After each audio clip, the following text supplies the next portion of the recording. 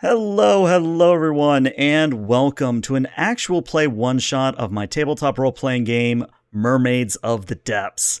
In this TTRPG, the players are going to take on the role of aquatic, cybernetic divers who descend into a post-apocalyptic ocean in the search of treasure, knowledge, and secrets that should probably remain secrets. As Benosphere put it during the original playtest, the setting is basically Ghost in the Shell meets Mermaids meets Dungeons & Dragons. The system is 2d20 based, using Modiphius World Builders program. And what I would say is that if you enjoyed tonight's one-shot and or are interested in picking up the system yourself, you can find it on DriveThruRPG as a pay-what-you-want offering. There is a chat command here during the stream, and on YouTube, I'll put it in the description below. With that said, let us meet our players for tonight. If each of you could shout out where folks can find you, any project you're working on, and then tell us a little bit about the character you're playing tonight. And I tell you what, let's start with Benno, and then we'll go to Congo, and then we'll go to Joggy. God, you're so goddamn professional. That was insanely good. I'm starstruck right now. Like that was fucking legit. Homestuck. Oh my God. Yeah, Homestuck. No, never. No, not that. No. No, you don't want to be homestuck, not at any point. That's terrible. I don't want to do that. I don't want to go there. I don't even know what that's about. Okay, so what's going on? I'm Benno, which is short for Benosphere. I'm a D&D based VTuber. Very cringe. And right now I'm just slowly starting to get back into streaming part-time. I don't have a schedule. I don't have anything for it there. So just filling out the water and everything for it there and just trying to balance my work with my rest of my life so that I can fit the streaming inside of there. And in terms of where you can find me, it's just on twitch.com, twitch.tv//Benosphere. And tonight I shall be playing our John Talker character to try and smooth things over and make sure that we can easily bypass stuff without fighting so that Congo gets cocked and doesn't get to use his sick build that he made. So I will be trying my best to make sure that every conversation is completely great until a wrench throws into it or I say something completely insane and stupid off the wall that pisses somebody off, and then we get into the fighting. And yeah, let's do it. Who's next? So the thing is that the fighting's a formality. Because I already know everything's going to die. It's just that there's no point in displaying it. I do know. Oh my God. Confidence. Let's go on. ELH Mark 1. No, it's your turn, Congo. All right. I'm that ninja. If you know me, you know me. If you don't, that's all right. I'm going to be playing Korowid, who is a crab. A crab that is optimized to the limit of this system's combat capability, which always is the case with my work here on ELH Mark 1's channel. Mm-hmm. That's why I keep bringing you back, Congo, because no matter what system I play, if it's mine or not, I want to see how to break the system the most. Right, you want to see the limit of it. But to be fair, the broken thing here is just really vicious. Mm-hmm. Vicious by itself is a massive increase in damage. So basically, the way vicious is calculated, it's +1 damage for every 3 dice you roll. Mm-hmm. We'll get into that a little later, and you'll see what the dice turn. I'll talk about the math of it later, yes. But yeah, when this the has dice already are been flying. calculated down to the individual decimal point as far as combat goes. Benno, I think I owe you like $20 because you were like, yeah, he probably made a chart. He probably... Fucking genius, bro. Precog, baby! I knew what was going on. I knew exactly. I'm like, oh, Congo's coming. Yeah, he's going to, 12 hours before, he's going to make this. He's going to put this together. He's going to put that's what he's going to do. Here you are. Kill Here's the builds. There are 2 optimal builds, though. A melee build and a ranged build. The main issue is melee is very hard in this setting. Mm-hmm. It's hard to actually land melee. As is, underwater, it's kind of hard to use melee. But we're getting into the weeds. Let's get Joggy introduced, then we can get started. So, Joggy, what do you got going on? Hi. So, I'm playing Seal tonight. I basically found a lot of places lurking on the internet with the same handle I'm using here. It's great. No one ever uses it because it's from a book that no one's read. I mostly tend to pop up as a playtester in games. I have some credits in a couple books that are out there, and I write for a couple LARP companies, namely LARP Adventure Program, which is located in Massachusetts, and Jackalope, which is based in Texas. That's wonderful. That's so sick. Mhm. All right. So let us begin. Oh, wait. One quick thing I need to say before we begin is that I do need to make the disclaimer that we are adults using adult language, and we also are going to be touching on some elements of horror and cosmic horror tonight. And I can't really go into too much details without spoiling anything, but what I would say is that the players are encouraged, and the audience, you are also encouraged. Viewer discretion is advised. But the players know that if anything starts to truly disturb them or something strays into an area we don't want to discuss, the X card is available as a safety tool. Or you can just shout, "Hey, ELH, stop it. You're terrifying me." That works too. But I wanted to make that very clear before we begin because we are all about safety on the channel. But let us begin tonight's session. Please. So, I would like you all to picture an underground city. This isn't so much BioShock Underground City as this is more of a contemporary world, something you might see in the modern world, where you kind of see these bubble-like or dome shapes underwater buildings that are built on pillars that come up from the undersea floor. And between all these undersea buildings, we see a myriad of tubes, we see a bunch of moon pools, and we just see a lot of life. We see people walking around in the buildings, we see mermaids, cyborg mermaids, swimming between destinations. But what's really going to focus is on the three of you who are currently in the coral gardens of a tuber settlement known as Tamesis. Now, Tamesis, for those who care, is based off of the Punkak Jaya settlement, which is one of the 7 main areas of the world that has survived the apocalypse, which has drastically raised the sea level. So a lot of things in this setting are underwater. So if you can walk on land, it's kind of an extra bonus. Anyways, as you all are sitting or lounging in the coral gardens as a group, what you realize is that the most recent storm that kind of passed through this area, it did a number on the coral gardens. The usual vibrant blues and greens and oranges and yellows, the clownfish, the various bits of colorful wildlife. They're still recovering from the storm. In fact, you can still see parts where the coral broke off. You can see where some of the habitat's been disturbed. But as you all are contemplating the gardens, relaxing, discussing amongst yourselves, a mershark swims up to you. Now, for those who don't know what a mershark looks like in this setting, basically envision a mermaid, but a shark lower half instead of a traditional, like, Little Mermaid Ariel lower half. They look a little bit more fierce, and this particular mershark also has what looks to be bull horns, like bovine horns sticking from the top of his head. But he just kind of swims up to the three of you. He looks you all over and says, well now, let me make sure I got the right people. Valister, Cureed, and Seal. Do I have that right? Sounds about right. I'll turn and notice him. Well, my name is Enno, and I am a representative of Fin & Flipper, the premier underwater mercenary service. Surely you've heard of us. Have we heard of knowledge check? Yeah, I would say that if Let's we go want to check. actually do a first roll of the game to get you guys some momentum, Sounds good. we will see what happens here. We know. Yeah. So let's see. Whoever would like to roll, and only one of you can roll, because we don't want to have 20 billion momentum. All right, go for it then. Go ahead and give me a, let's call this a no plus probably coordination or insight in this regard.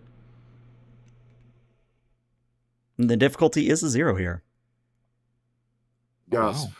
Who's got the biggest score for it? One sec.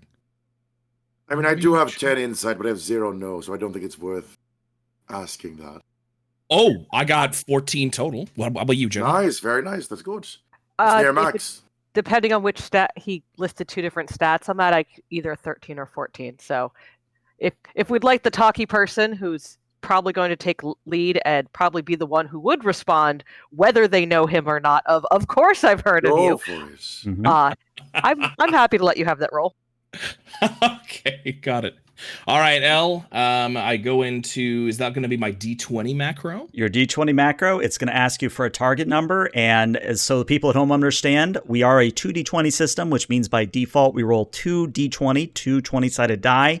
And we are adding together an attribute and a skill score, and we want to roll under that amount. I know that seems backwards for those of you that have played D&D and Pathfinder for years, but ones are a good thing in this setting. Hey, if you've played D&D long enough, one is a good thing. I've warned you about using that slur on that channel again. You get that out of your mouth. I don't want to hear it. Let's see that roll, Benno. I'm curious to see how much momentum you get. Okay. What TN? That's target number, right? So I put in 0 for that. Well, target number you would put in 14. What's the focus part of this macro? Oh, right, the focus part. So for the focus, if you have a focus that applies to the current role, like for example, if Benno was trying to persuade someone, persuade is one of his focuses. 1 or 0? No, you would actually put in your skill for that thing. So if he's using talk, he would put in a 4 for that focus. So it's 4 or lower. I see. With situational awareness. Wow, how do I talk like you, dude? Give me your language. Let me have a bit of that sweet nectar. Yes, situational awareness. That will apply as a focus. So you would make it your no score when it asks for focus. No score. All right. So, and I'm rolling 2d20s. So, so it's 2, and then it's 14, and then it's 3 for the focus. Yep, you got it. I think we're good to go. And then I just roll it. Here we go. All right, and look at that. You get 2 momentum, so feel free to use the tracker there in Foundry to take up 2 momentum. And yes, since somebody did ask, I, as the GM, start with 2 threat for every player character for every adventure they go on. But yes, Benno, you definitely know who both Enno and Finnin Flipper is. Enno is well known throughout the Tamesis settlement as a very pragmatic individual. He will be the kind of person that if you're ever reluctant to go on a dive, if you're ever reluctant to go on an adventure, Enno's basically going to hype you up and almost kind of do what you do to me, Benno, where you just kind of hype the person up, you get them excited and jazzed and all sort of feeling warm, fuzzy things. And then this guy's a finesser. This guy's a manipulator, dude. Now, the other thing you do know is that Finnin Flipper is indeed the company to go to if you ever need services done on a dive. And what that could mean actually sending people on a dive in your stead. That could mean getting them to check out a location or to retrieve an item or some bit of knowledge from a location you don't want to go to. Like Divers Are Us? But we're divers too. Are we a part of their network? At the moment, you all are not affiliated with Finnin Flipper, but this could be a good business opportunity. We're all free agents, is what you're saying. Okay, and we're pals, right? We're just gonna skip that part. We're just friends. Right, we just know each other. Assume that we're friends, right? We're just good pals. We're just all free agents. I feel there's no reason not to assume that. I feel it's hard for a one shot if you don't. If you don't do that, right? You're in trouble. Yeah, exactly. You're in trouble. All right, perfect, got it. So he's a finesser. He's he's a bit of a Weasley man. But he can get stuff for you, and he can. So he's talking to me while I'm talking to him. So he's the counter talker to me being a talker. I got you. Okay, got it. My friends probably know who he is, but in case they don't, can I just sort of like flash like info screens in front of them that are like one way, AR. Right? Where they can see it on their heads up display, but he obviously doesn't know that we're pulling up the information, everything on him. Sideline. Perfect. Excellent. Of course, Eno. We are well aware of who you are. Now, what do you want? I'm gonna sort of get down to him, change my speaking pattern. I'm aware of who you are. Go on then. What's the deal? What's the rub? And Eno kind of claps his hands together, which again is kind of muted underwater, but the sound does travel a little bit further.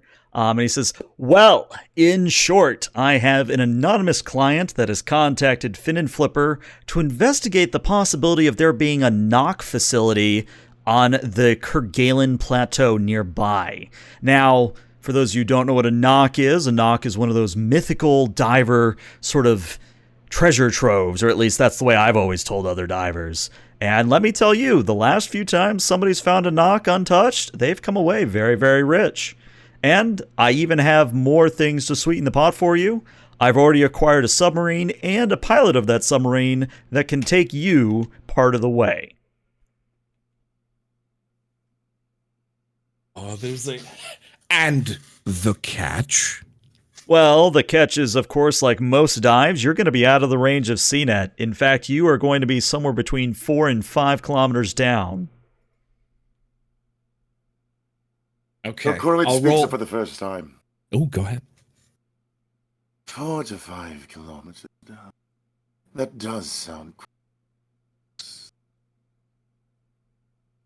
Also, Congo, you cut out there just at the end. You might want to... Oh, really? I'll Yeah. turn off my suppression then. It's really probably that. I curse this. All right, what is my time? One more time. One more time. So I use a more feminine voice when I do Rokugo as a woman, basically. But I don't do like a high-pitched voice. I think that is sort of silly. Mm-hmm. I go, So 4 to 5 kilometers down. That does sound quite dangerous. Indeed. Well, if it wasn't dangerous, would it be worth doing? Eh? And you seem to have a vested interest in getting us to pursue. Well, let me put it this way. You strike it rich, I strike it rich. And what is our cut versus yours? Well, I think the standard finder's fee of $30.70 in your favor works. You see, Twitch? That's what I'm talking about. Even he knows, we can't go around doing that to people. This is a decent deal, except for this is a bad deal. Is this a bad deal? Hold on, L. From previous experience, is this a bad deal? Is this a bad deal? It seems good. It seems a good enough deal to me, honestly. Can I sense motive this guy if this is a bad deal? You certainly Go can. first. Go ahead and roll an insight and a no, difficulty of 1. Got it. So while he's having the mental gymnastics, Mhm. CL is designed as a deep sea diver. I'm pretty sure they've probably been down that deep before. Mhm. I'm guessing the fact that the split's in our favor is a pretty standard, basically hazard pay. Yeah, what I would say that you would know is that usually the split's more like a 25-75, so Enno's taking a bit of 5% more than usual. Which, okay, fair enough.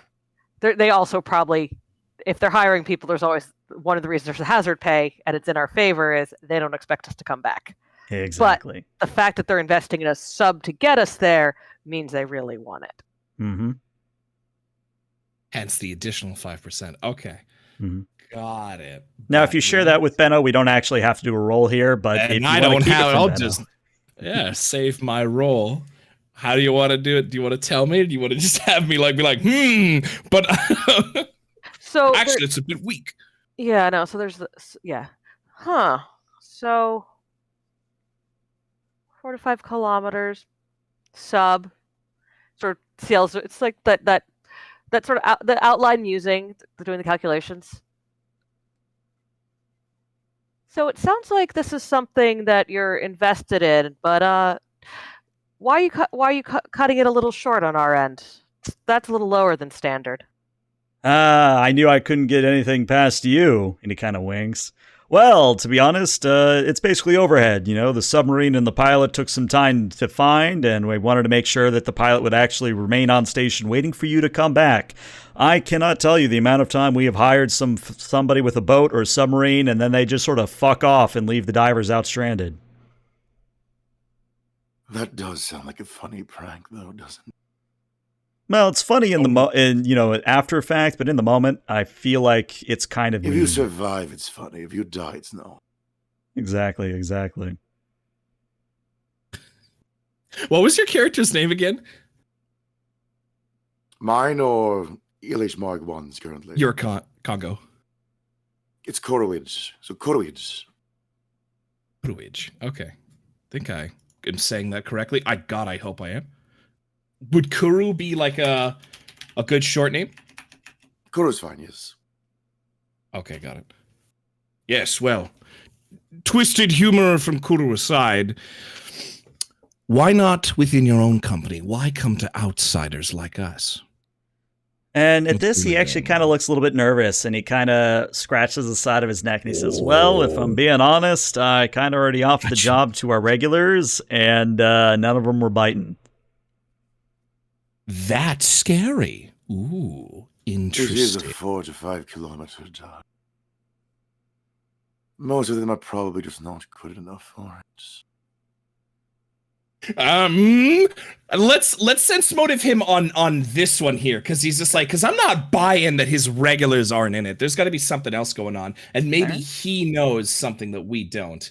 What would that be? Insight plus no. Insight no. And since you have sense motive as a focus, it will once again apply, and it is a difficulty of 1, which means I need to see at least 1 success on the die for it to work for you here. A single success, is that even possible? I don't know. Can might one be even rough. dream of such a Here we thing? go. Oh my god! Oh, single success! Well done, you've done it. Yeah, that's all you need. You can tell. Actually, this Yes. is a social challenge. Yes, which actually for you lowers the difficulty. Down to 0, which means we get another momentum. Yep, it means you get another momentum. And actually, real quick, I think we actually skipped this part. If each of you could very quickly describe your frame that you're using, your cyborg frame that you're using, and anything you want us to tell us in terms of appearance, if you'd like to do so. And once again, Benno, I'm going to start with you. You got it. I am the Mind Flayer frame, with the cool, sick powers of being able to socially finesse people even better than before, abilities to hack, some weird interference sometimes in terms of getting messages that I shouldn't be getting. I don't know. This is probably someone's seen it. It's probably wrong. I don't know what that's about. And also the ability to walk on land. Currently, I look like as a regular D&D Mind Flayer would look, with a giant, sleek, super cool log, messed up, full black, like hyper tight dive suit that's like got weird inlays of skulls and murder listed all over it. And I've got a gigantic Mind Flayer like squid head with 3 eyes, 2 regular, completely smooth black eyes, and then the middle one, which is like sort of looks around frenetically as if gazing beyond. And yeah, just like a scary looking Mind Flayer normally. Fair. Also, just legally distinct, they do actually look different than a D&D Mind Flayer, but that's okay. We love that as the description all the same. No, but I want to be from D&D specifically.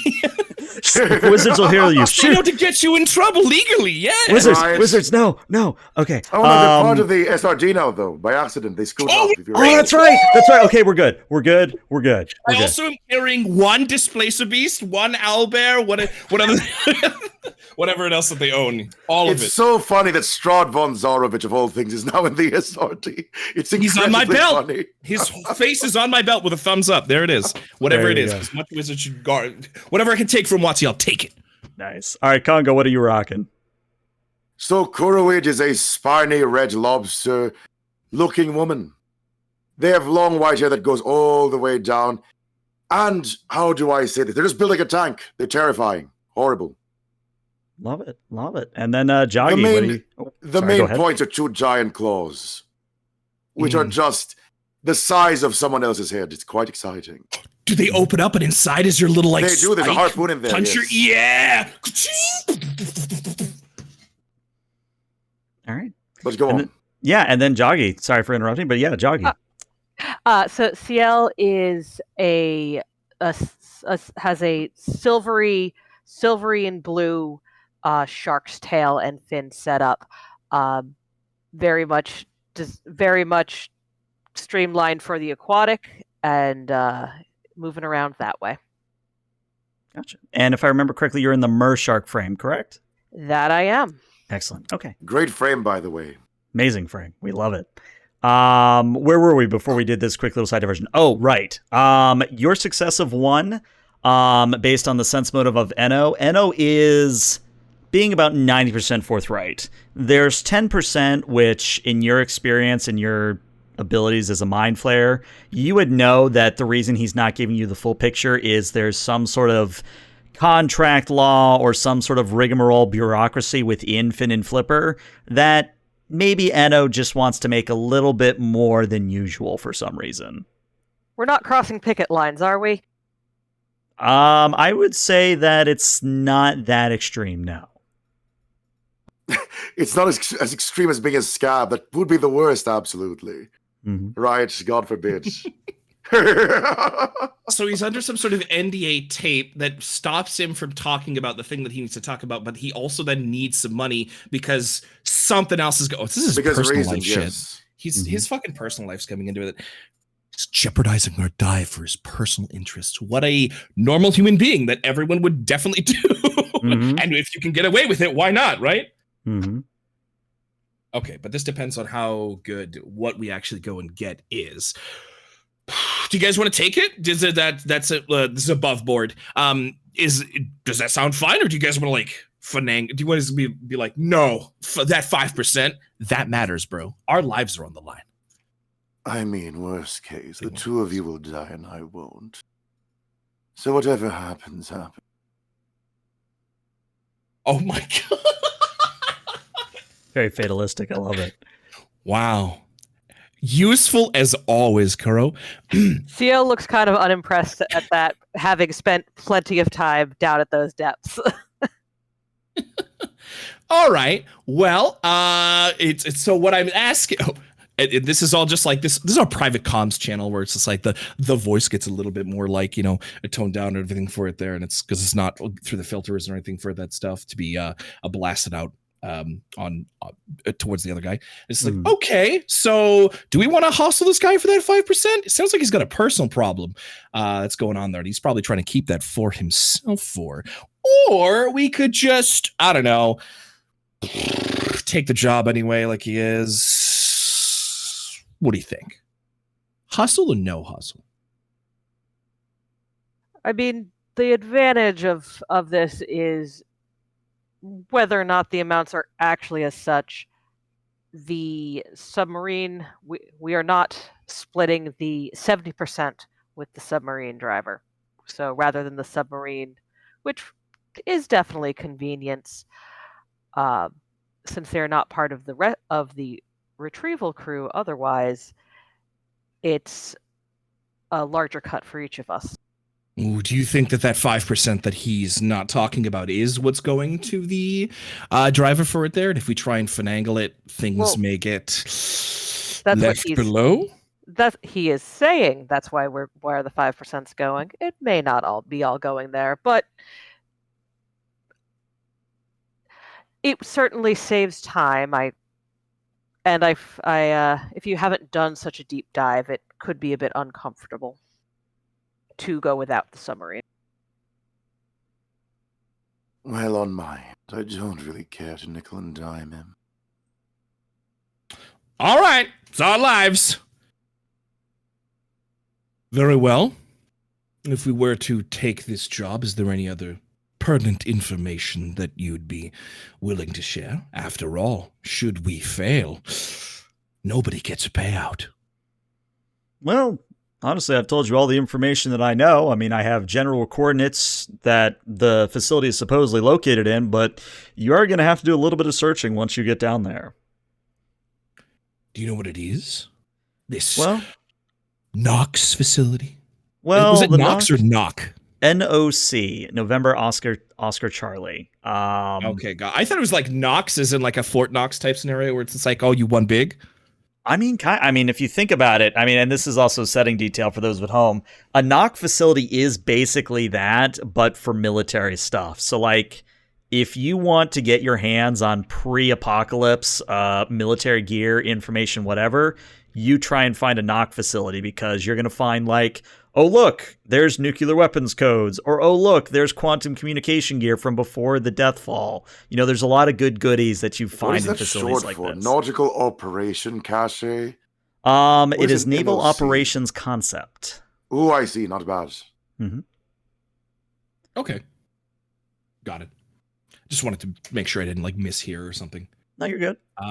Yeah. Okay. So we do know what a knock is. I retract that statement for it there. Okay.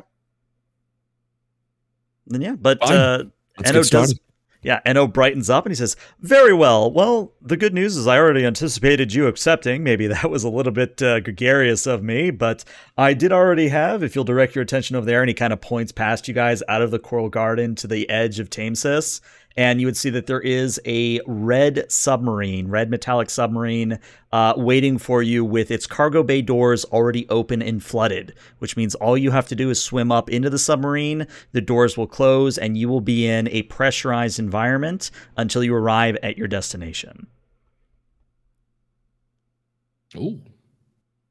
Would you Yeah. mind if Does I the asked one more submarine have a question? decompression Oh, go space? on. Because that's one heck of a pressure difference.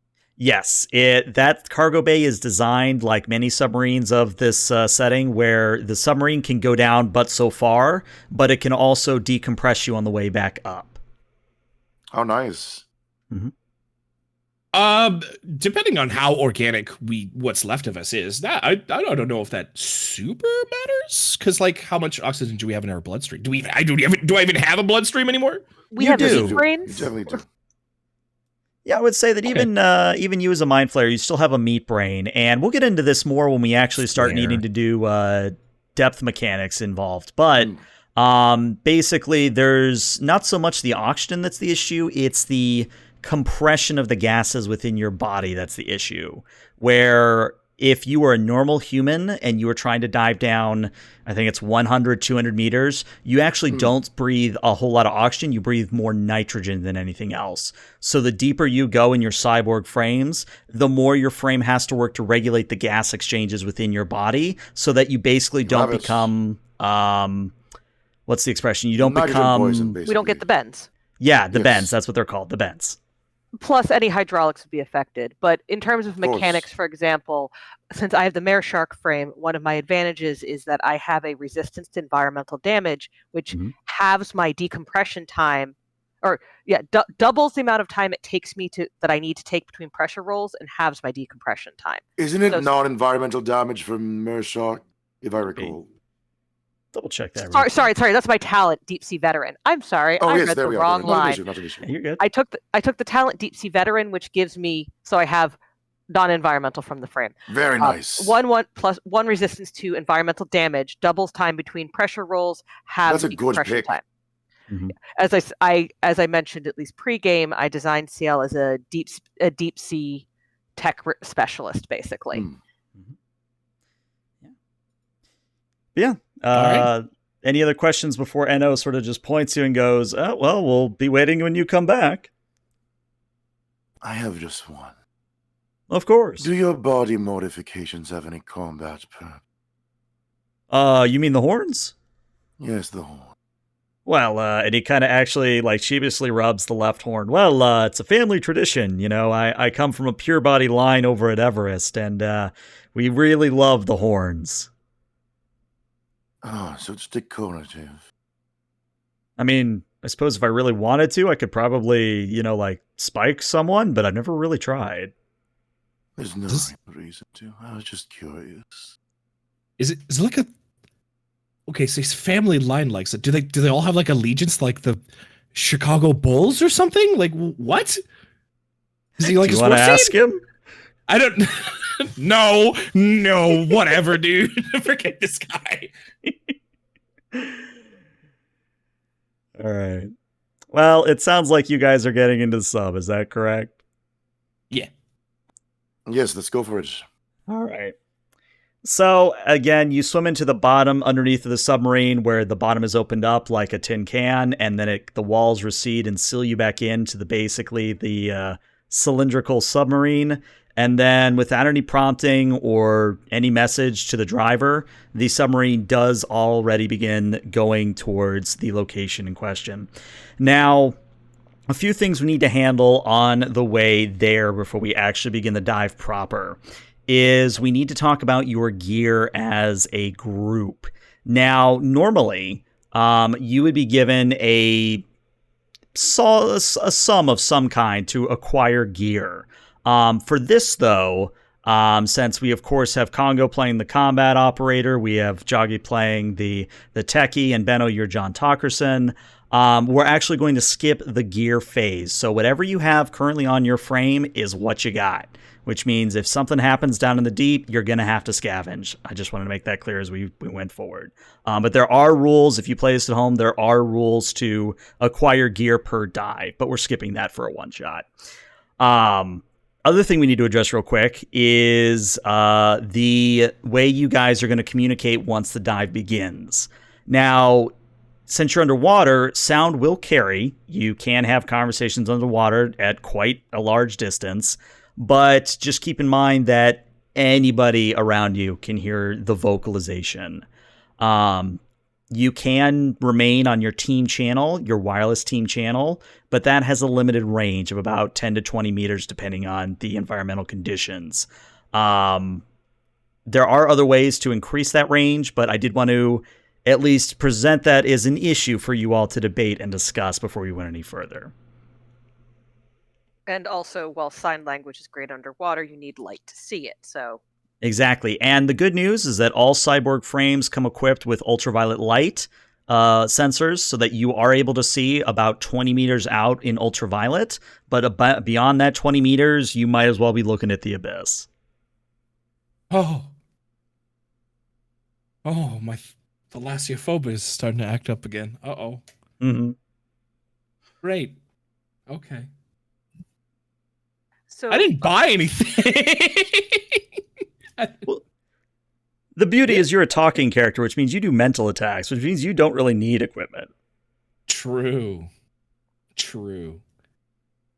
I'm gonna hide behind Congo for most of it. I mean, I didn't look at the equipment at all either, which is my own fault. Nice, let's go! Fuck equipment! Well, yeah! All right, Congo, handle everything! Don't worry, I built my build to not need any equipment whatsoever, it's fine. Let's go! In my defense, last game we did the first playtest, we did equipment during the run, so... Mm-hmm. No, this was very much a deliberate, like, Enno was pushing you guys to go as fast as possible, and... Because, again, we only have so much time tonight. Oh, that's true. Okay, yeah. Is it safe to say that I would have, like, as a diver, would there be some base kit that we would have in that case, or just don't worry about it? I would say that you would have your standard toolkit. Since you're a techie, you would have your standard toolkits of tools and widgets and doodads that you would use to break into systems, fix systems, bypass systems. That sounds great. Yeah. That's great. That's what I was looking for. It's like, can I say I have my toolkit? That's what I was looking for, so I'm good there. And so communication in the depths, we basically have sign language within UV range, and we have short range comms like walkie-talkies, because we're not on the world wire down there. That is correct. So I will say as a default, CL, if CL's hands aren't busy, CL will default to sign language in the lower water, because that will just be something that will come up more often. Just because of their background and training, there's a lot of things that you don't want to meet in the deeps. So their communication preference order will be, and this will be the default. So unless I will try to specify if I'm not using sign language. They will sign first, short range comms second. Making a loud noise is the last resort. Okay. Yeah. We can do that. That'll work. That sounds like a workable process. All right. I mean, you can, in conversation response to that. I mean, if you want to meet what's hidden in the depths, you can always make noise. But I do it a little bit further away from us. It'll be a nice distraction, because it'll certainly get in the way from... I'd rather not have to bypass the security system while trying to avoid being eaten. It would be fun to fight a whale, though. Or a bigger whale. Or an even bigger whale. Wow. Tell me more, Kuro. Oh, God, I just love it when you talk about death. Well, it's not the default that will die. I'm just saying, don't you want to see a Leviathan? No, I don't. Unless they're in a frame. That's a shame. No curiosity.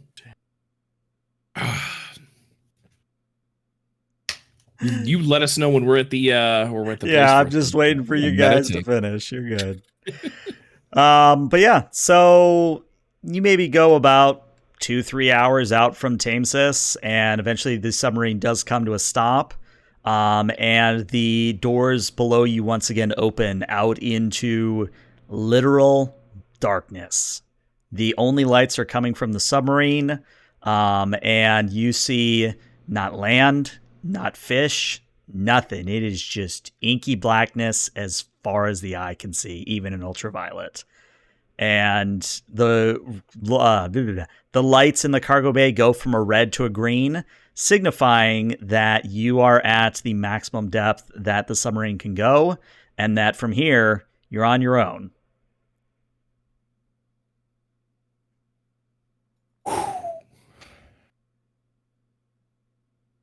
So Seal's going to do sort of the standard like system check, like make sure everything's set, and slide in to start decompressing. All right. Or compressing, actually, because we're going into pressure. Yep. You have it. Yeah. Follow suit. Totally not scared of that shadowy abyss.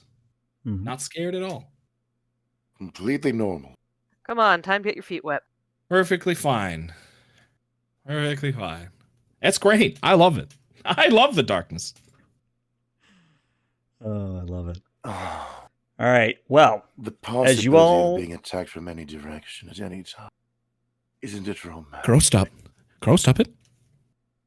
Thoughts in your head, not on the comms. All right. Yeah, that's good. Yeah, let's put those thoughts up there. If you say so.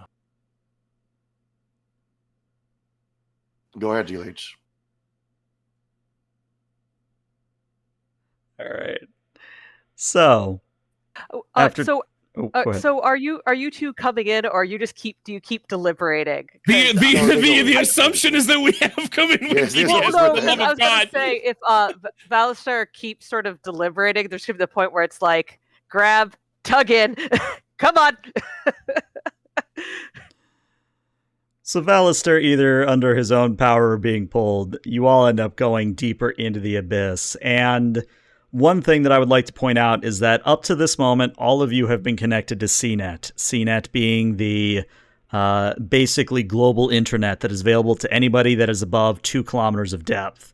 Well, you're 2 kilometers down at this point, which means you get about 10, 20 meters away from the submarine, and it's like a bad Wi-Fi signal. You're barely getting any connection, if any at all. And by the time you're 30, 40 down away from the submarine is just kind of a tiny little pinprick of light that you're just barely able to make out. And you are no longer connected to CNET. Now, for those of you at home, you might be wondering, well, ELH, why does being on the internet matter in this setting? Well, because you are a cybernetic character, as long as you're connected to CNET, you can suffer the loss of your body and still kind of Ghost in the Shell style, hop into a new body. But when you're off CNET, if you die, as the expression goes, people die when they are killed. So it's one of those things where this is where divers really get their name from, where they are quite literally risking their lives from what is basically a post-apocalyptic, almost forever society to try and strike it rich. And that's kind of where this whole interplay comes in. But as you all descend, I need to know who has the highest move and who has the highest no. Let's have a look. So I've got 3 move, but my no's 0. 3 no, 2 move. 3 move, 3 no. Okay. Ooh.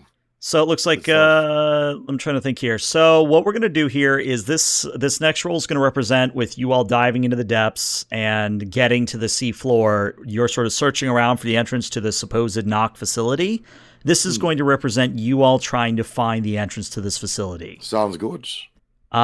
There's 2 different roles, which I would say apply here. You can either do a reason and a move, or you could do a reason and a no. And what I would say is that this is an excellent opportunity to introduce the assist mechanic.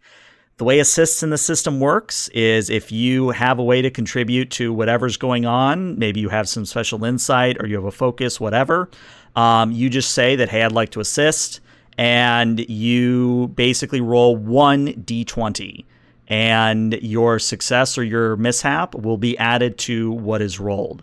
Now, for this, I am going to say that difficulty will be a 3, which means you are either going to need to roll a crit on your 2 base die, or you're going to want to buy additional dice with momentum. So, speaking of focuses, Yes. okay, focuses, not talents. Would deep dive logistics help in a situation like this? I would say it would, because if there's a knock facility down here, even though it was supposedly built pre-apocalypse, it's still down far enough that you would have to know how to get resupply vessels down this far, or you would have to find ways to basically ensure that the people don't die down here in the depths. So I would say deep sea logistics definitely applies. So I do have that potential. And you said the 2 rolls were, I know one's no, one's move. I can't remember. It was reason and no or move. Yes. So if I have reason 9, no 3, but I also have that advantage with deep dive logistics. Okay. Which would mean that you would have a higher focus, which would mean that we have a chance of critting, which would be good. We can go with Joggy on point, and then maybe I can back up. I have a reason of 10 and a no of 3, so we can use that to assist for it there. I can. I'm trying to think, how the hell would I help in just inky absolute darkness here. Well, you do have your ultraviolet, so right. you still have the ability to see and to spot things. True. And I'm kind of figuring when we descend, while Ciel has the more experience in the actual dive part, our crab companion is pretty fearless, and you're new to it, so probably Ciel would actually take the rear for the descent, because basically if You could probably just catching you put if you go Kurowitz in front, just for... You are you're like, I want to fight a Leviathan, so Just I'm for basically risk, keeping yes. an eye on the noob. Oh, feel free. But then as we get lower to the ground, then we could have more. Then we have that more flexibility, because Sounds good. if someone needs to catch Valster before, so they don't go too fast, so making sure the noob doesn't panic, and then we go around. I'll sort of like, okay, so generally we're kind of looking for, like, there's been sediment and settling, so these are the types of landscape features, if we can't see actual buildings, that we're looking for, giving Valster something to look for and help spot. True. Yeah. That would help. Mm-hmm. And then we can use that information to sort of reference, I guess, like, do we have downloaded maps in our brains? You do, yes. Fuck yes. I'm so understanding what the hell's going on right now. I'm fucking killing it, dude. Comprehending this fucking setting. Nice. Okay, which means we can cross-reference what we find with the maps in our brains and the stuff that we see. Hype. Mm-hmm. We are not like in just open ocean, complete nothingness in all direction, right? Please don't say that. Please don't fucking say that. So, fun fact, and I did do some research into this thing. The Kerguelen Plateau is in the Indian Ocean, and it is quite literally a plateau that is, it's kind of barren, kind of. It's a plateau. Yeah. Fuck you. But yeah, let's get the roll done. Again, it is difficulty 3, so you may wish to buy additional die with momentum, and I'm happy to explain that for the people at home. Just let me know how many dice you want to buy, and I'll happily explain it. With the help mechanic, what would that do? Any successes I get gives additional d6s to roll for Joggy? No, so you are basically assisting with only 1 die. Assisting characters can't buy additional dice. Only the main character making the roll can buy additional die. But your 1d20, whether it's a success, failure, or a mishap, that still adds to whatever Joggy rolls. Oh, as a success, or as a Joggy is allowed to roll another die? As a success. A success is a success. Fuck yeah! All right, then let's do it. Let's see if I can add a success. Because all I need to do is just get one success, right? Well, again, Joggy has to get a total of 3, including yours. So. All right. Okay. Let's go for it. So on my end, it's D22 target number 3 because it's my skill. It's plus your mover. It's your reason plus your mover no. So it's whatever the combined score is. Oh right, okay. So target number is reason plus no. So that's a nice 12. And I have a focus because of so 2d20, target number 12, focus 1, and then a crit is if I get 3 or below. Yeah, so you would put 3 in for focus. Yeah, I was going to say your focus goes up because you have that. I was just thinking of, oh yes, I have a focus that applies. Okay, and I roll before Benno rolls, correct? Yes, you do, but do you want to buy any additional die here? Because again, it is a difficulty of 3. I'd recommend it, personally. Sure. Okay. If everyone's okay with it, I will use a momentum to buy 1 d20. Please do. So you are now rolling 3d20 in your roller, and otherwise you may go ahead and roll. Okay, so you had one success. All right, so Benno. Look at those 14s! Ah! Benno, I'm gonna need to see a crit from you, Benno. Otherwise, we have our first failure of the evening. And I can't up this because I'm a help. So I just need to roll good. Mm-hmm. Just crits. Just crit forehead. Just crit 5, it's that easy. Does my situational awareness come in here? It does. I'll give you situational Actually, awareness. it should. It does. Yeah, that also means I got some focus. Listen to me, God. It's your boy, Skinny Penis, and I'm gonna need a big favor from you here. All right, I'm gonna need you to land this on like just 2 big 3s that come up. Let's go! Kill me! Oh, I crit failed! Oh, great rolls. Nice complication, by the way. Okay. Good news. You're assisting, so that 20 actually isn't in play here. We only look at the 14 because it's just 1d20 when you assist. Just one die, yes, that's right. Cool. So you're good. Thank God. But Beto, you're our Boimler. But here's the thing. If you would like to just have the thing that happens to me happen, that would be great. Thanks. You're fine because the 20 doesn't matter. My frame did this, dude. I showed fear, and my frame's like, "Whoa, bro, you afraid? Yo, let me help you out."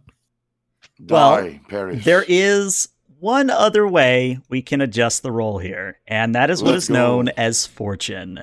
Now, fortune is basically another meta currency that is individual to each player. And basically, you can spend fortune to re-roll dice in your pool, to gain additional advantages, to stay alive after you should be going down, things of that nature. So, on an assist, unfortunately, Benno, you can't re-roll any dice with your fortune. But Joggy, you could spend a fortune point here and re-roll as many of dice in your pool as you wish. Mind that we have 1 each, just to remind you. Mm-hmm. Yeah, because I think in character creation, each and every one of you went balls to the wall and did full fortune spending. Why wouldn't you? I couldn't remember how much we start with, but I knew that I could get away with spending 2, so I spent 2. Mm-hmm. So if you spent 2, then you actually have 3 fortune. Yeah. Awesome. Wow. Yeah, because I bought a 1 fortune frame, and I bumped my skills with 1 fortune. So, yeah. Heck, if I've got 3 fortune, I'll spend 1. Ooh. Okay. And again, you can re-roll as many dice as you wish in your pool.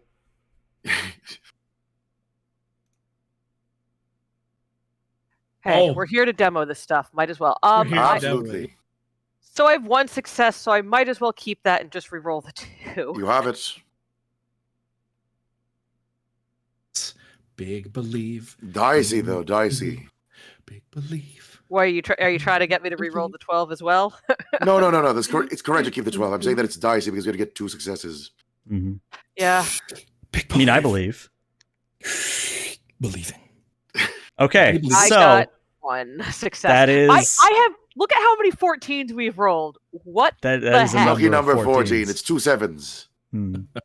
But like, we've rolled how many times? I rolled 3, and Beto rolled 1. 14 between this one task. Good old 14. All right. He's my man. So here's what I'm going to offer you as a devil's deal. I will allow you to succeed at cost, which is basically a GM's way of saying you can succeed, but. And the but here is that you'll find the entrance to this knock facility, but something is going to find you in the process. Would you like to take this devil's deal? Look, our cancer here wants us to find something, so I'm not sure how this is a devil's deal. I mean, it's for the rest of you, I suppose, but it's up to you. Yeah, I'll take that deal. That's I'm a not good the deal. one choosing the deal here anyway to begin with. No, I'm game for it. It's look, here's what I look at it. It's a play test. If we die in we may flames, as well. that is still an We're not going to acceptable die, though, ending. it's fine. Mm-hmm. So let's once more into the depths. Also, just all right. This is what I've been slowly putting on in the background for myself here, just to get me hyped up in the mood. It's just like a long 10-hour mix of weird, messed up, underwater sounding horror music that I've just been like slowly feeding myself. I'm like, man, okay, all right. This is so much more dreadful when we roll really bad, and this thing goes bong, bong. It's like, okay, okay, cool. All right. So, working together, you are going to find what looks at first glance looks like an outcropping or an overhang. But as you swim underneath of it to investigate, you do see what is essentially another moon pool or a space you can swim up into and enter into an air pocket.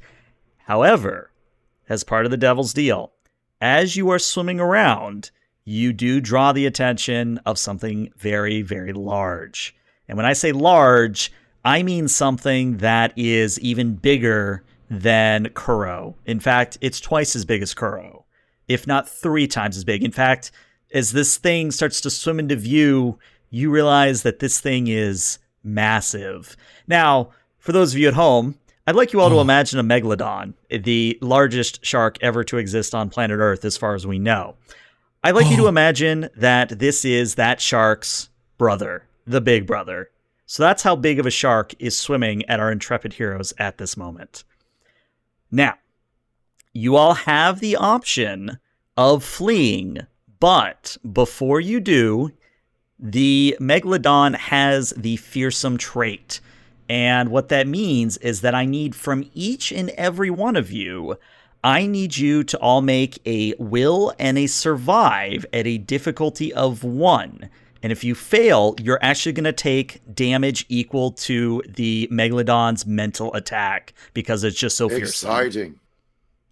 So just having this thing come near us has like mentally disturbed us in a sense. Apparently. Yes. It is so big, so menacing, So there you just... are. I have 3 successes on that. All right, well, Congo got you another 2 momentum. Joggy got you another 1, so that's you're up to 5 by my count. Wow.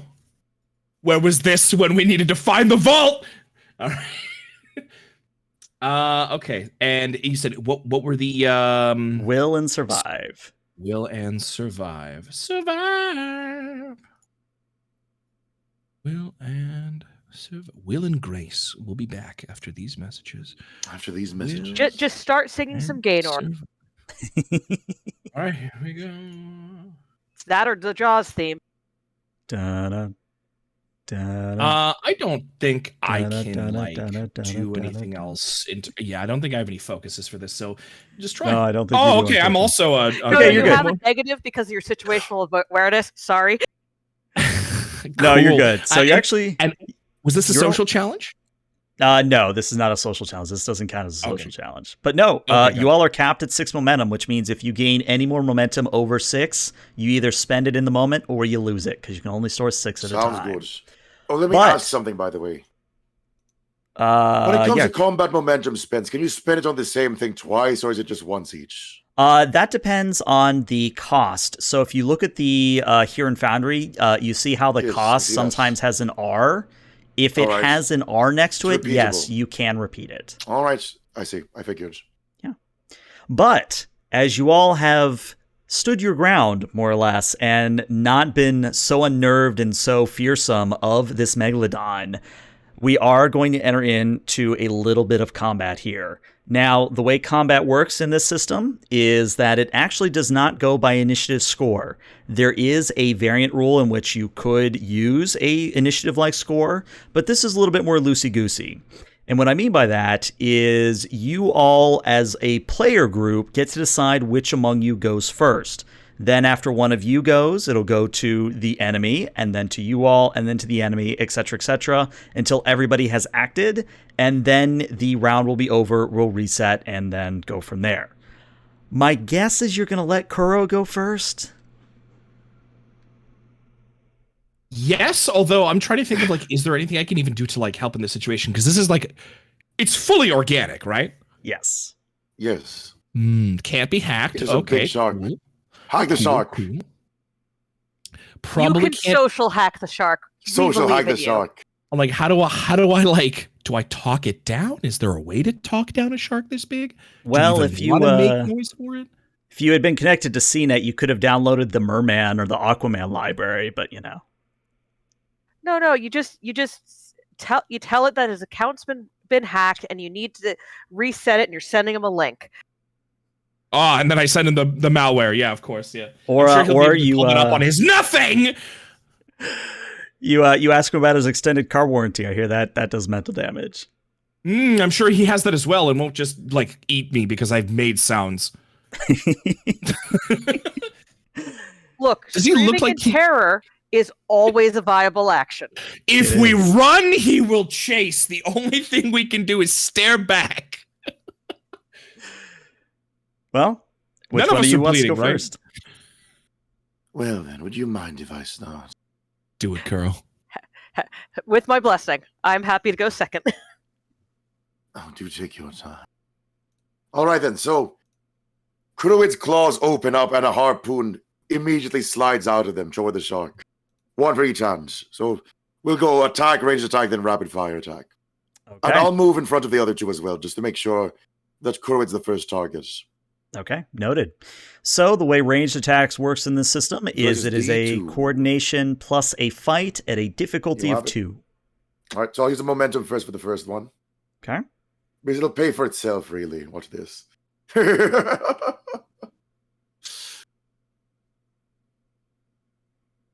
6 8. Right, there we are. You actually get 1 floating momentum. Yep. And I'll spend that on damage, of course. Okay. Plus 1 CD. Okay. And yeah, so this is where you're going to use the D6 macro, and that's how many challenge die you would just put in for the D6 macro. Yep, you got it. Oh, that's an enormous amount, actually. That is significant. So that's 1, 2, 3, 4. Shit. 1, 2, 3, 4, 5, 6, 7, 8 damage with 4 piercings. If they have any armor, it's basically pointless. Hold on 1 second. You have Vicious 1 and Piercing 2, right? Vicious 1, Piercing 2. So 4 piercing and 8 damage. So, no, that's more damage than that, Congo, because you had 4 effects. So it's 10. Excuse me? All right, there's ones also. The ones count as well. I didn't count the ones. I was counting 3s and 4s. So 10 damage, yes. And then 4 piercing. Yeah. So, Congo, I'd like you to describe what happens when the harpoons hit the shark, because I got to roll something for the shark, but you do a massive amount of damage. You nearly kill this thing. Right as the claws open, before the harpoon actually launches out, you see it spin up first so that it goes right through the water, so there's no water resistance whatsoever. And you just see a vortex of water right in front of Kuroid's hands, Kuroid's claws. It just fires forward in a spiral arrow, basically right through the shark's belly. And you see just gouge blood out of the shark.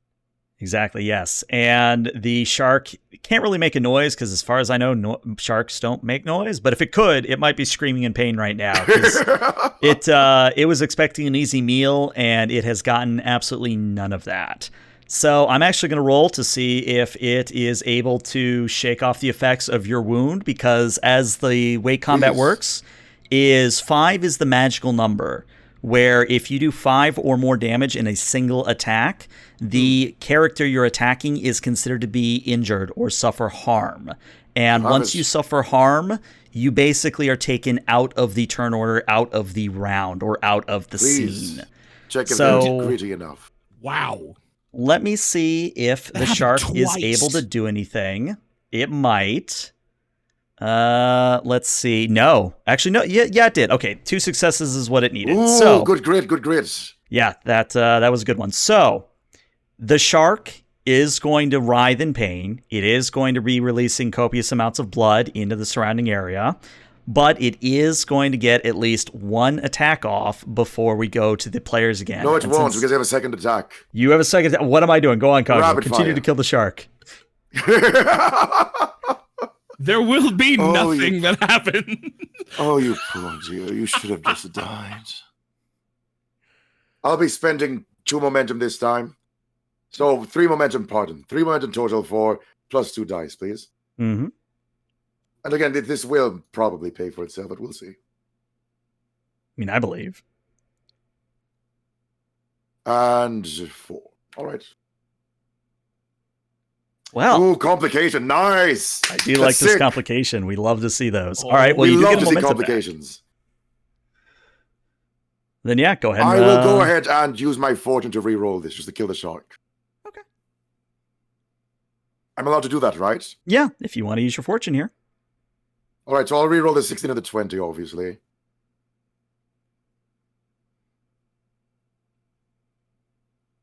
Though, of course, if it comes up as another 20, I think we have to keep it. Pardon? Kind of a joke. If another 20 pops up, I think we got to keep it. Oh, yes, absolutely, because I have no chance at that point. So it goes, such is life, right? Hmm. Okay. And so there we go. 5 successes plus 1 5 momentum. successes, yep. Oh, okay. And then we'll go ahead and hit with that damage. How sad. What a terrible nightmarish thing this. Wow, those effects. God! 1, So 2, that 3, is 4, 5, 6, 7 damage. 7 damage. That's 7 damage, piercing 6. Piercing 4. Well, it's piercing Yes, 6 because piercing it's 6, 2 you're per right. each of the effects. Yes, that's right, that's right. Oh my So whatever armor So, does doesn't matter. And so before, right after the first drill, right after the first harpoon drill, Kurowi just opens their other claw, and another one fires out without any hesitation. all right. So, I shit you not, the Megalodon has literally 1 HP remaining, but you've harmed it twice. You've harmed it Go for it. twice. So But it does it roll for a actually wound again, though? it does have to roll for another wound. So I don't think it's gonna. Yeah, with a complication. Not a complication. Yeah. Oh, God. So I think what's gonna happen is the Megalodon is gonna be hit once, twice. It's gonna start thrashing in pain. It's going to slam into an outcropping of rock, and the rock face is going to break and basically bury the Megalodon alive. Well, it's not alive anymore, but it buries the Megalodon, eventually killing it and giving it a grave all in one. Was a pitiful creature. Oh, okay. Oh, yeah, okay. That's, yeah. Yeah, you're right. Yeah, Kuro, he was a bitch. That's It's right. sad, isn't it? Whatever you say. Yeah, if it's sad, it's sad. Okay. Yeah. You shouldn't have to worry. There's no way I'll shoot. You're not nearly attractive enough as a target.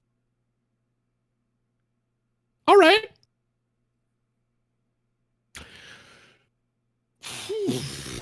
Okay, well, that guy's dead.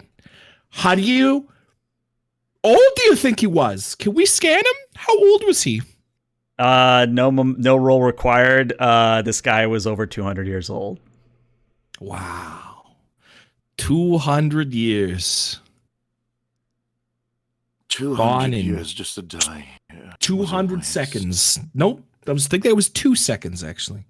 It was more like 2 seconds. Yes. Well, I think that's the knock over there. Look at that. Yes, the knock does seem to be over there. I didn't even get a turn. Holy shit. That's why rapid fire. You were not kidding. You went like this right, is the build. I was not joking about optimization. This one's the build right here, yes. The thing is that I have 3 armor also. So it's very unlikely for them to do more than 1 or 2 damage at a time. Yeah, unless they've got piercing, which only a certain few things do. There's but a the piercing reason. on this is incredible. It just goes... There's a reason you always get behind the tank. Mhm. Right. Indeed. We have a large, eager-to-fight crab person. They can strike first. Exactly. Okay. That worked out. Holy Alright. shit. So with the Megalodon handle, do I guess correctly that you all would like to swim up into the knock facility? Absolutely. Yeah. Excellent. Then when you come up underneath into the moon pool, again, like every standard moon pool, at least that I'm aware of, you actually enter into a pressurized oxygen pocket. And this will actually reset your dive timer so that whenever you're in the knock facility or anytime you leave the knock facility, that's when the timer starts again. So it's kind of me streamlining it a little bit, but in a full game, basically you would be rolling every 30 minutes of narrative time, or if you're a deep sea veteran, it's every hour of narrative time. But for this, again, it's a one-shot. I'm more focused on showing off the system than I am the decompression mechanics. Now that said, when you're in this moon pool, you come up into it is essentially a concrete-like dome that has been reinforced with metal. And what you see is that on the far wall in front of you is a series of levers. There are 3 levers in a row. The first and second one are down. The third one is up. And there are lights above each one. The 2 on the left, the ones that are down, are currently green. And the one that is currently up is also red. So what that means, you're going to have to go investigate. Oh, and one thing I should say that is next to this, the most important thing is that next to these levers is a sliding door, which presumably would let you into the facility. So this might be a good time to bring up some of my focuses, which might be relevant, because I have security bypass as well as pre-death call technology. Potentially jury rigging, but hopefully this works. So I assume even if I've seen something like this before, which I might not have, I'm still going to have to roll. But I believe pre-death fall tech would come into play before security bypass because I have to figure out what it is first, if I'm correct. Correct, yes. And what I'm going to say is that this can either be a survive and a coordination, or this could be a coordination and no in your case. Survive coordination is my best possible roll. Nice. What's your count for it? Or operate and coordination are just as high. So that's a 15. Nice. Damn. Now, I will let those tell 14s come in, baby. I will tell you that the difficulty on this will be a 4, so you may wish to spend momentum for additional dice. You definitely should. Just pay for it again. All right, so because I'd even go for spending 3 momentum for this, honestly, just to make it clean. Which would give me 2 dice. If folks are okay with that, I'm game for it, because as far as with this system with 2d20, it really much is like build and spend, build and spend. You have it, build and spend, build and spend. Okay. And you saw what I did during the combat just earlier. You really do have to spend just to get more. It'll pay for itself if you do it well enough. Yep. I was also trying to narrate because, again, we have people who might not be as familiar. Absolutely. All right. As well. So with my focus, I use my skill rate of 4, and my target number is the 2 together, and I'm going to use 3 momentum. So the first momentum is the first die is 1 momentum. The second die is 2 momentum. 2 momentum. And if I had wanted to get a third die, I'd have to spend 3 additional. So I'm not going that far. Expensive. I think my mouse double clicked. We were at? No, it's 1 left. Is correct. Okay. I just wanted to make sure. Sometimes my mouse double or triple clicks. So, all right, I'm rolling 4 d20s. Okay, so that is only 3 successes. I will offer you another success at a cost, but Benno's not going to like it. I also have fortune. This is true. If you want to fortune it, you can. Do you want to fortune this? It's However, I want to hear the devil's bargain because I want to hear Why am I not going to like it? Why am I not going to like it? Why is it coming on me? I think for fun, I'm not going to tell you what Benno's going to experience. Great. Unless you accept the devil's deal. Oh, man. That's take it. cruelty. It's funny. Nothing. Can I assist? And maybe get a 1 on there? Maybe I can assist here. It's like, Oh, that's a good point, actually. It's a good point. You could assist, Yeah. if you want to roll your own. Maybe I will. And if you All right, assist- let's go. I will. It's a matter of knowing stuff. And I'll be like, but what about this anecdote? And like, point over. Maybe I have an and anecdote. who knows? If you assist and we take the devil's bargain, then it makes even more sense. Something Right, bad It'll happens. make right, more right. assist that something bad will happen to me. Exactly. You said All it works out. was Coordination survival and, coordination and no. and no. Ooh, that's even better. Coordination. We do love and no. Mhm. And remember, it is just 1 die on the assist. 1 die on the assist. I don't think I have a focus that can help. Unless Not that it hacking matters helps much. You with just need one success. anyway. Situational You need two, that'll be awareness? an issue. Does hacking help with levers? I'll give you situational I would've- awareness. Oh Stop my giving God. that one, my goodness. Yeah, situational awareness #1, baby. That's what I said. I literally asked him, I'm like, is there a perception in this game? You're He's aware like, of a "I guess situation. Oh, situational awareness triggers. Wow, that's terrible. All right, let's see what the bad thing is. So, Joggy, do you want to take the devil's deal? Yes, I thought- absolutely, right. Beto, out of character, are you okay if I take it? Because your reactions and Hit playthrough me. are really awesome. All right, thank Hit you. me again. Sir, you've already busted. Hit me again. All right, so we're going for the devil's deal because Benno's on board for something bad happening, and we know it's going to add something to the game. I mean, you love to see that, right? So, Benno, you are in the Mind buddy. Flayer frame. And one of the conditions of the Mind Flayer frame is that you hear discordant whispers at the strangest times. And sometimes those whispers are very disturbing.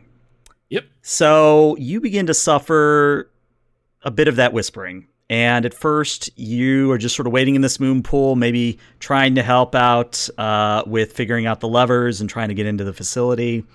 But the whispers begin to sort of like, ha, sha, sha, sha, sha, and it gets louder and louder and louder until you're hearing almost like radio static. And then a voice comes through the static. It's distorted. And I was going to do a whole voice mod thing, but it broke during the pregame. So unfortunately, you're just going to have to imagine it. But a distorted, almost demonic-like voice is going to say the following. Okay. Oh, Valister had a steamboat. The steamboat had a bell. When Valister went to heaven, the steamboat went to hell. And then just like full-on maniacal laughter for like 10 seconds, and then it all cuts out. Would you like me to do that for you, ELH? I would love it if you could do it for me, Congo. Oh, Valister had a steamboat. I forgot the exact thing, actually. The steamboat what? The steamboat had a Oh, bell. that's not the steamboat. The steamboat had a bell. All right. Oh, Valister had a steamboat. The steamboat had a bell. When Valister went to heaven, the steamboat went to hell. And I'm going to award Congo 1 momentum for that lovely save. Oh, there. thank you very much. I'll take Thank you it. for He that. did that with just his voice. There was no modification. He could just do that. Just do that, yeah. You know, You some of just us do are. Voice that. acting for you. It's fun, right? Yeah. Yeah. I'll take a momentum, though. Thank you very Yeah, there much. you go. But yeah, so what I'm going to say, Benno, is I'm actually going to inflict a mishap upon you. And what this mishap is going to be Nice. Okay. is that because of that discordant whispering, that unnerving whispering, you are now going to suffer a complication range of 19 to 20. Let's Not go! not just 20. No! That's the Look good at me stuff. over there. Look at that. Do you You have a see? 19 right there at the bottom. Do you row, see by that the way. I want to point 19 out. right there? That 19 That could have been a like, complication. kissing this whole game. Oh my god! All right, this is gonna be a You're nightmare. not All right. knocking on heaven's door, Benosphere. Like, okay. No, they're not real. They're not real. What was the part about the bell? Why did he tell me that the boat had the bell? Why did he have the bell? Why did it have a bell? I hate you so much. Come out here and fight me with your fists, you fucking monster. Come on, where are you? I'm saying all this out loud like a psycho. Where are you? Come on. Why are Where's you the over there? Why are you over monster? You there? see a We can be monster? fighting right now. Where? Point it out. Huh? Where's the monster? Oh, okay. No, we're good. It's stopped. We're stopped. Nothing happened. Ah, We're it's- great. I'm good. It's one of those annoying hypothetical monsters. I'm spending 2 threat that Benno something taps in your left shoulder. Nice. I look over. I crawl around. I turn into like a little creepy crawler and just like move away like 10 feet back towards. It's a piece of seaweed. Just a little jumpy tonight. We're good. So, Seal, what do you think of the levers? They cool? Good looking How levers? cool are they? Well, the good news is that Joggy, you actually figure out that you've actually seen doors like this before. The solution isn't to make all of them green or all of them red, but actually to only have 2 levers in the upright position. So all you have to do is really change one lever and door opens for you. All right. So I will go over, make the adjustments. I would like to make sure that this isn't about to act. It's like, okay, so this should work. Am I going to set anything off while doing it? Do I need to make a security check on that? Because we are going into what we could be a military base. I'm going to say that, for sake of argument, that part of your check would have involved checking for traps like that. Nice. Sounds good. Thank you. You also just didn't want to give me a free roll, which is fine. Yeah, so I'll go through, I'll move around. I'll basically be citing that, we got it. I'll just give the, basically step back because there may be, because of any potential pressure difference. And I will get things open so we can go in. All right. With a grating metallic scraping noise, the sliding door, slides to the side. And on the other side of the sliding door is what is essentially an airlock. And this airlock has a digital number pad or a digital display that is still working, of all things considered. Again, NOC facilities supposed to be like on the order of 400, 500 plus years old, but this thing still has not only power, but also has a working digital display underwater. That should start sending some alarm bells. But if you go into the airlock, you just have to type in a sequence like, hey, engage airlock procedures to pressurize and drain the water, etc., etc. But when you do so, the airlock door will, of course, close behind you. So I do need to know if anybody is staying outside or if everybody's going into the airlock.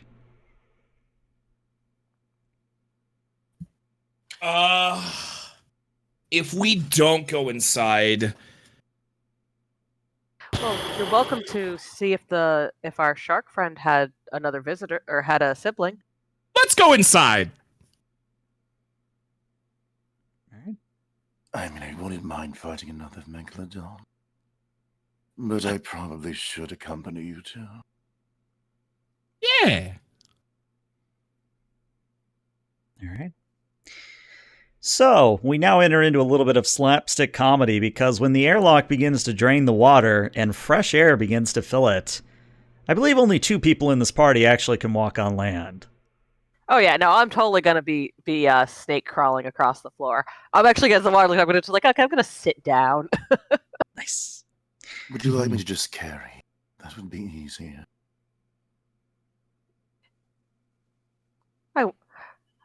I wouldn't object. It's not like it's an affront to dignity. As long as you're being carried properly. I'm practical. There is no problem with this.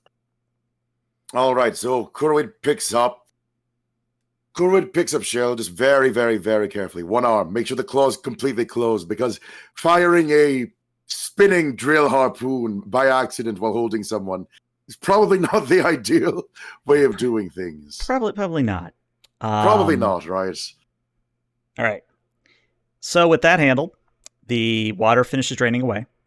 The airlock door opens up, and I'd like you all to imagine a corporate atrium, where this is what you might expect to see at like a big building in New York City or any other, big city that you can think of, where there is not only a water display, but actual living real life like oak trees and shrubbery and things that should have either died, overgrown.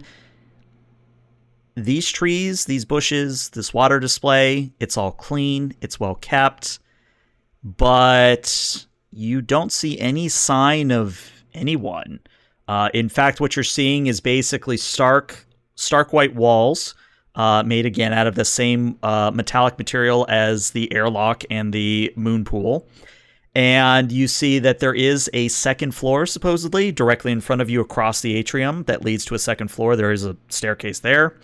If you look to your left, there are two signs. One points to Administrator's Office, and the other one points to a submarine landing bay.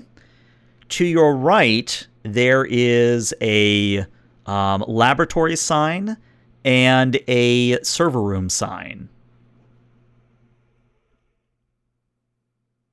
This is all completely intact, even though it's been like 200 to 600 years? Mm-hmm. With no degradation. Mm-hmm. Are you speaking in character? And no maintenance. Or maybe there's been maintenance. Are you speaking in character or out of character? Ben? Sorry, this is above board. Yeah, this is above certain, board. yes. Mm-hmm. Okay. Yeah, okay. That seems kind of sus. There are no vents here. I should qualify. There are no vents. You don't have to worry about venting. Shut the... All right, punk. You know, I've never fired my harpoons in atmosphere before.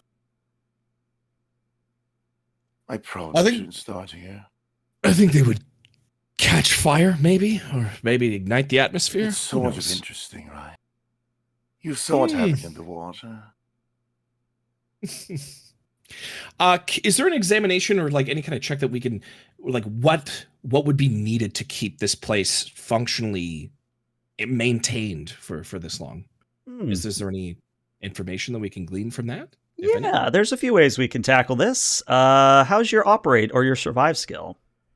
Garbage and trash. Well, if you would like to go ahead and do a insight and survive or operate, difficulty. I got a 13 to that. How about you two? An insight and operate. That's a 14. Or for survive. Me, actually, never mind. Ooh, nice. Mine's pretty good. I lied completely. Pretty good. Actually, it's fantastic. Yeah, I'm at the 14 as well. Nice. So again, you can, one person can assist the main roller. The difficulty on this is just a 1. Ooh, easy. Okay. Steel, do you want a main roll? Because I don't trust myself right now. You do? I have pre-deathfall tech. Which would apply. Fantastic. Seal, do you happen to remember why or how a facility that's this old can be this well maintained? Because I'm pulling up Cher's anecdote. Let's roll it up. Yeah. All right. Okay. Remember, Yeah. So, remember, Benno, you're only rolling the 1d20, and again, it is only a difficulty of 1 here. Oh! I got 2 successes on mine. Okay. I have... Oh, yeah. Okay. No, you didn't get the complication. Don't worry. You're fine. Yeah. Okay. I went ahead and changed my complication to 19 now. Yes. And don't have any kind of thing that would help it here, but...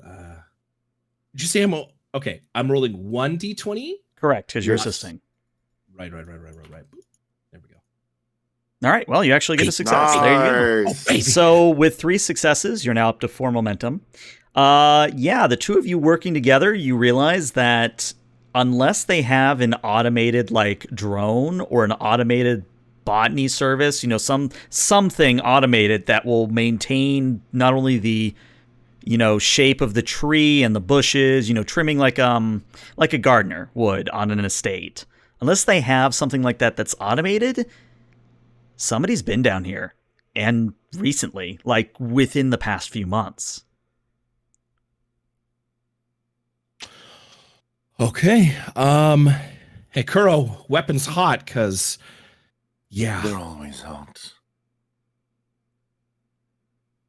Okay, that's all right. That's fine.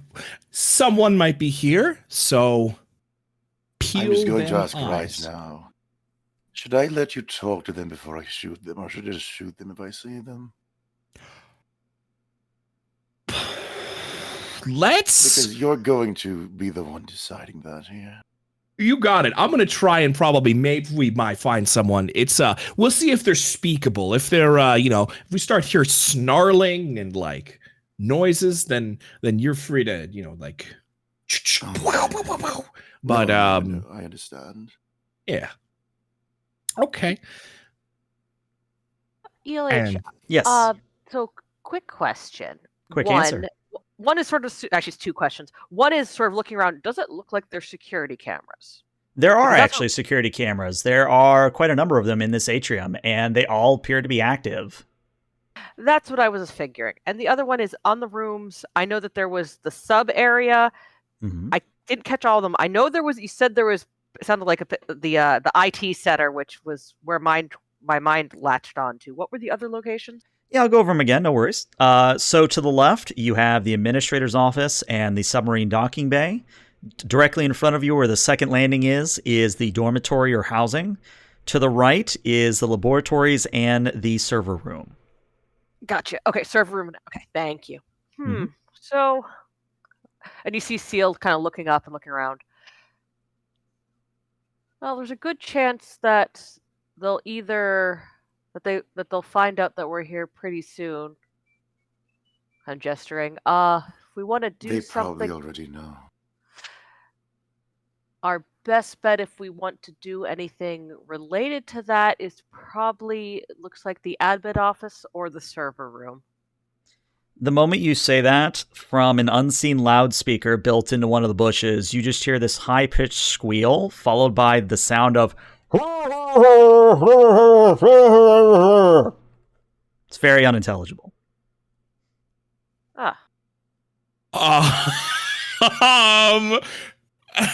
Look up. Where's that speaker? Does it look like it's from like the 1980s or some shit? Yeah, like this is your standard like drive-through speaker that is built into a bush. Oh my god. Okay, but having looked up and from Seal's motioning towards the cameras and everything for it there, having seen the security cameras, does it look like it's good enough tech that I'd be able to like hack in and get the feed available to us? It's like let's fucking do this, fucking hack it up. My third eye's gonna open up and it's just gonna be like starting to do its magic. All right. Punch in the verse. So, Benno, you're going to be rolling me a coordination and an operate here, and of course, your hacking will apply as a focus. Wait, are you certain that applies? How about I don't situational know, awareness that might apply here, though? Situation awareness might apply. No. So go for it. Now, Benno, that's the good news. The bad news is that this will be a difficulty of 4.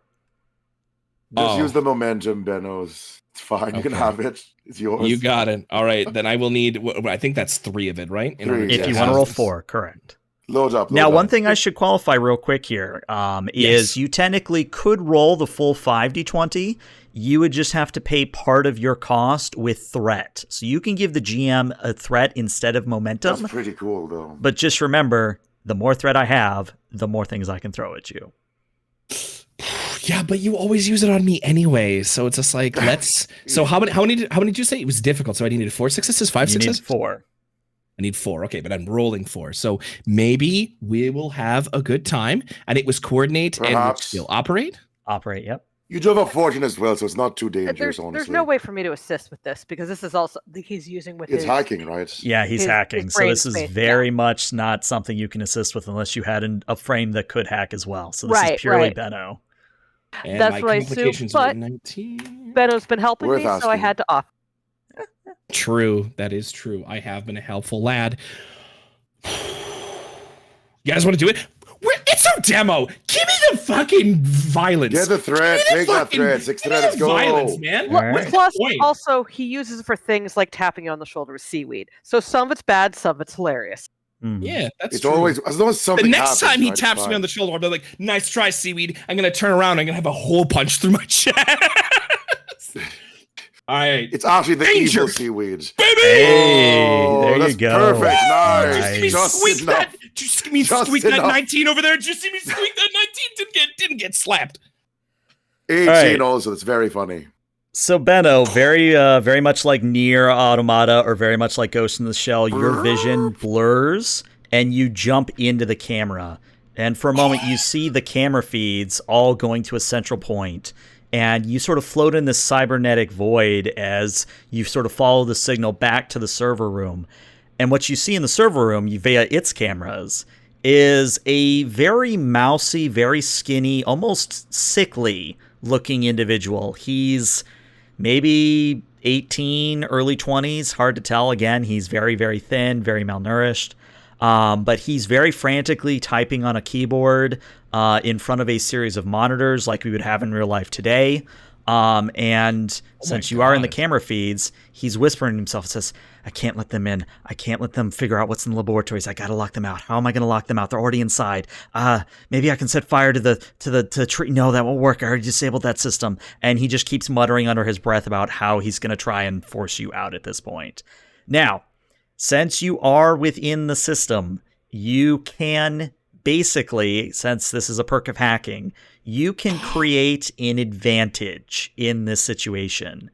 And as long as you are not deliberately or directly harming this individual, this advantage is like giving you mini GM powers for a moment.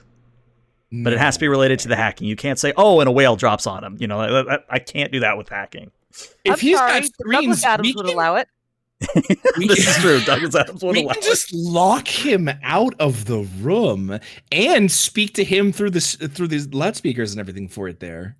Okay. So could we have like a bunch of, and I know this is so cheesy, I'm gonna go so Hollywood with this, like a bunch of mind flayer tentacles and whatnot start to fill up the screens, like just so like 1980s Hackers 1. Mess with the best, you die like the rest. What's going on? I've never seen this before. What is going on? Just like it just starts beeping at him, and like a big old like laughing skull is in front of him, but then it like grows tentacles and connects. KillAllNerds.exe. Actually, like stops all being able to access anything. Huh? And then we'll be like, assuming direct control. Oh, it's the Harbinger. It's the Harbinger of my demise. It's finally come for me. And I'll back it to where I am. I'm like, it's a kid, and wow, this is some. I don't think I've ever seen technology like this before. It's like he has to physically input things. It's not just like ment tap. I don't understand. This is the oldest thing I've ever seen. This is your area, Seal. I stopped him. Looks like I moved away from it. And can I tell which like area he's in? He's in the server room. Let's go ahead to the server room and just like go and meet him. He's trying to stop us from something in the facility, but he doesn't know how. So I've locked him out of the system. I don't know what he'll do next. He might be erratic. I'll keep you informed as we go. And I'm going to start heading from the right towards side passageway. You just all barely hear, "Oh, for the love of all that is holy, save me!" I have no idea if the mic picked any of that up, but hopefully it did. Yes, it did. I will look back, and I'll put my creepy crawler mind flare hand up to my tentacles and be like, I messed with him. I made it all spooky. And then just head towards the server room to go and meet him so we can have our hello. Just calmly, very calmly. Other two following you? Yes, the office. Okay. I mean, always like to. he right now has more layout. I'm curious about what room we're trying to be kept out of, but I'm willing to follow the talker at this point. Yeah. I will also, in their AR vision, in their heads-up display, allow them to see through the cameras as well, and hook them up through our link. Okay, so all of you now have the visual feed of most of the cameras. Interestingly, the camera feeds to the laboratories are offline, so you don't have access to those. Interesting.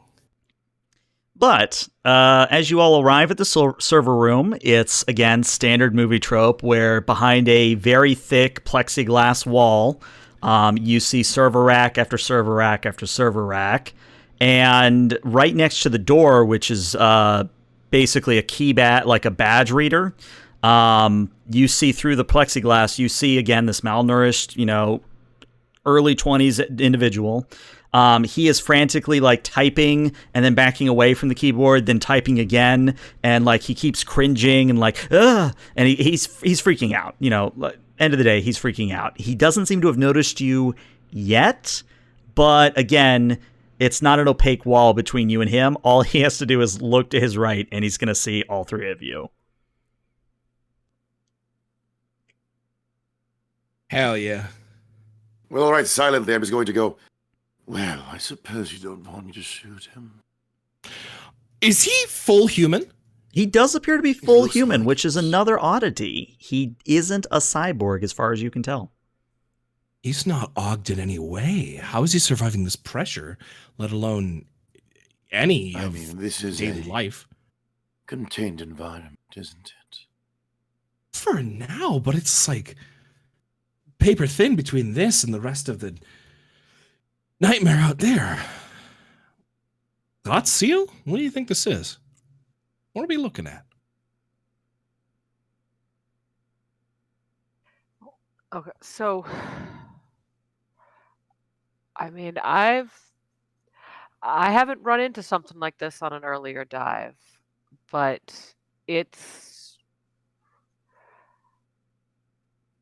need a better submarine than we have to get down here, unless there's a whole bunch of them. But if he's trying to call out for help, it doesn't sound like there's a whole lot of soft bodies around. This is Just him? Okay, well, I think the only way that we can do it is to go say hi, but I'm a bit scary right now. Let me see if I can improve that.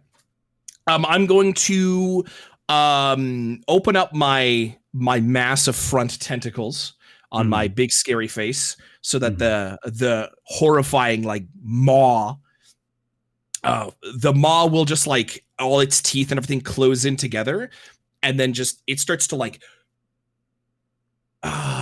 split and fold backwards to have like a regular human face, augmented, albeit, but a regular human head with like hair and a normal face and everything towards it there. And my because like right now we're inside of a contained atmosphere, so it's okay to like have your a little bit of your what's left of your human bits come out and whatnot. Just a little bit of human as a treat.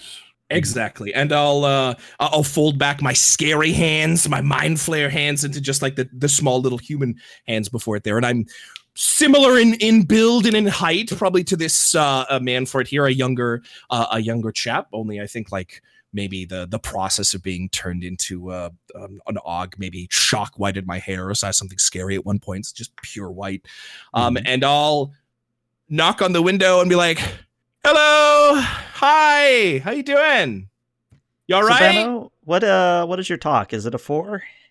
It's a 4. I need you to roll me 4 challenge dice, please. And if you roll an effect, something funny happens. Or challenge dice. Corwin prepares to shoot them through the plexiglass, but silently. Oh no. Okay. It's not the claw doesn't open or anything, but they're aimed just in case something happens. 4? So I'm basically probably sitting on one of your crab legs because Yes, they it's the splay other- out a little bit because you need to put me down essentially. So No need, because both hands have the crab cannon. It's fine. oh, sorry, Yes, I so thought you said they were both aimed. I was like, okay, No, just so one, just one. I'm just gonna sit on one. You're good. You're good. Now when you say challenges, what do you The D6 macro. D6s. Oh, okay. You got it.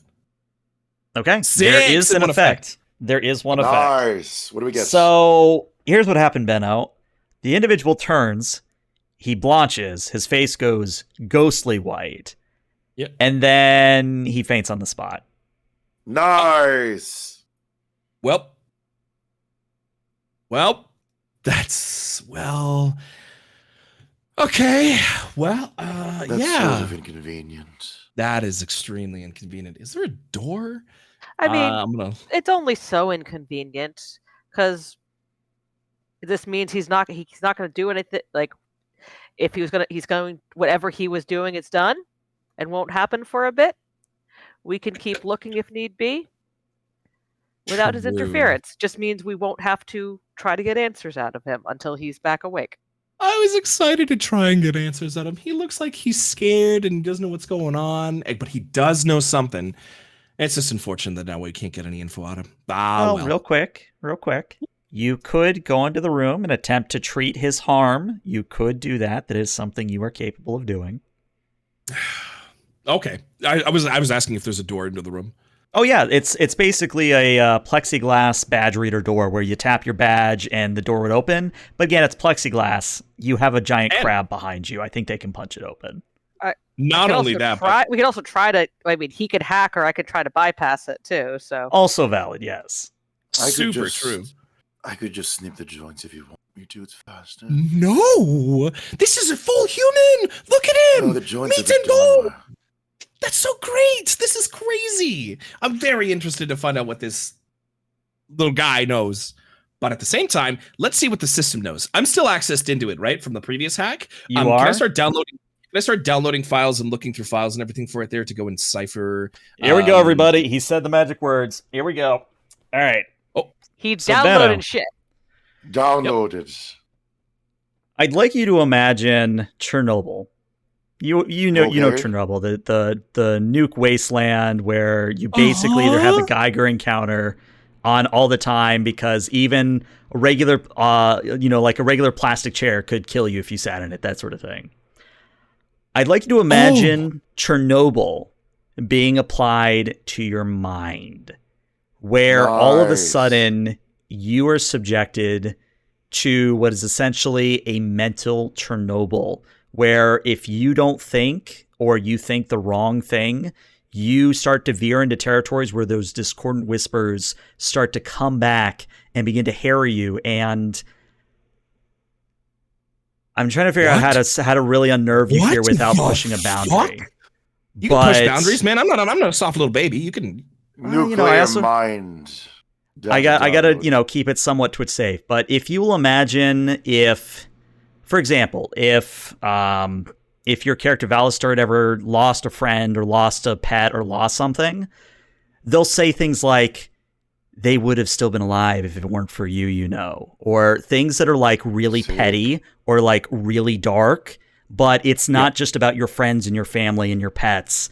It's about your day-to-day. It is the anxiety, depression, bipolar monster personified that is tormenting your mind at this very moment. May I attempt to illustrate this? You certainly may, Joggy. What you got?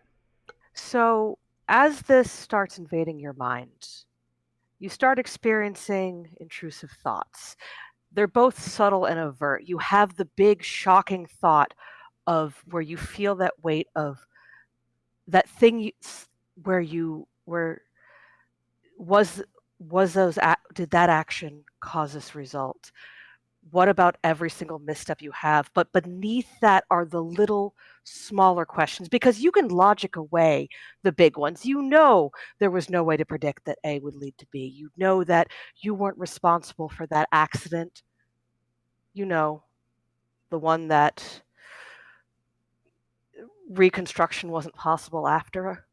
But that one, you can logic it away, but it's the smaller ones, the little thoughts that are popping up and nipping away at you that you're starting to even question if you're remembering it right, as you can just feel your skin almost shift as your uncertainties starting to settle in and spread out.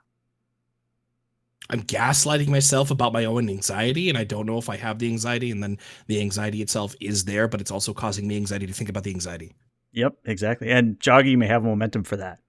So, Benno, in a moment, I'll let you role play that in a moment, but I do have to ask, we are coming up on 10 o'clock. Do you still have the hard stop at 10? Let me try and log in here and see what happens. Okay, so give a 30-second interlude. So yeah, real quick, while Benno's checking that to see if this is going to be his out or if we can keep going with him in the session. Again, you can find Mermaids of the Depths on DriveThruRPG. It is a pay-what-you-want title, and I would recommend that even if you are even the slight a bit interested in this, again, you could just pay for it for free. It is something that, again, is pay what you want. So I could just put the link in chat there, and again, for YouTube, it's in the description below. Yeah, how we looking, Benno? Working on it. Working on it. All right. So we'll deal with him freaking out in a moment. Now, for Kuro and Seal, what are you doing while Valister's having a moment? Kruin will just quickly cut the door open. Not even intrusively, not destructively, just cut the lock open. Or the hinges, either way. Yeah, easy enough to do. Go. All right. So, you now have access to the server room. It's a little bit of a tight squeeze for your cancer frame, but you can get in no problem without breaking the big plexiglass wall. But the fainted individual, is on the ground. They don't seem to have hit their head anything, but if you want to perform a coordination and a survive, or an insight plus talk at a difficulty of 2, you might be able to bring him back. No issue. Shell, would you mind if I deal with this man? Non-lethally. Not a problem. Non-lethally. I will just make certain of that. Just lower me to the ground. I'll be fine. Yes, not an issue. So Kuret lowers them to the ground and goes to check on the man very quickly. Okay. And that'll be all right. Very good. 2 successes. Very nice. So yeah, how would you like him to wake up? Are you going to tap his side of his face with your big claw? Are you going to just poke him in the nose? How are you waking him up? Yeah, just a very light cheek touch. Just with the lethal weapons, of course, but they're not out or anything. It's still terrifying. Right. And it's the worst game of got your nose ever. You got to go, Benno. Works up and running again, so I gotta get to it, unfortunately. So why don't we enact, Benno, you having your moment and basically shutting down and going comatose, and then we'll continue on with Congo and Joggy. You got it. Good luck, guys. Not an issue. You won't need the talker. It's all just knowledge and fighting. You guys got this. It works out. I'm out for now. As long as you survive. True. Bye-bye. All right. Have a good day. Good fortune with your shift. Yep. All right. So, as Valister basically freezes up and has kind of that 1,000-yard stare, the individual on the floor wakes up, and he kind of looks up at you and goes, are you real?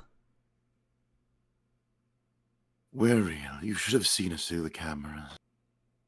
I mean, I did, but I've been down here for so long. It's just the voices, they get to you after a while. I see. What sort of voices are they? Well, and he kind of looks past you at Valister. Probably the ones that are now in their head. No, that's just normal for Valister. They just freeze up sometimes. You don't think he got into the system, did you? Oh, he definitely did. Oh, that's not good. That's not good at all. That means what's in the laboratory is now in his head. Oh. There's information being stored there. And he kind of looks at you and squints his eyes and looks you up and down and decides that you're a big scary crab monster and he can probably trust you. Well, if you're here, do you know what they were doing in the laboratories? You're here to save me, right? You heard my distress call? No, but we can save you anyway. Explain. Okay. So, and this is going to sound really weird, but hear me out. The researchers here, before they were taken elsewhere by, I don't know who they were wearing all black and they had strange shapes to them and they kind of changed shape and anyway, before they were taken away, they were finding ways to weaponize neural linkages and to make that a weapon. And they succeeded. What do you think about this show? Sorry, you can't see that I'm actually legitimately thinking about what that was. All right, keep thinking. When you say they had different shapes, different shapes as in how we are differently shaped, or different shapes closer to how yourself and other non-augmented humans would be? Kind of both. It was weird. I mean, one moment you'd be looking at them and they kind of, not as scary as this one, pointing at Kuro, not as imposing as you, but you'd look at them and then you'd look away to check something and you'd look back and they'd be entirely different, like a shapeshifter or something. Every time you'd look away from them, they'd change. And weaponizing neural linkages, like a computer virus for the brain? Yeah, that's why, and he points at Valister again, if he accessed the systems, it's in his head now.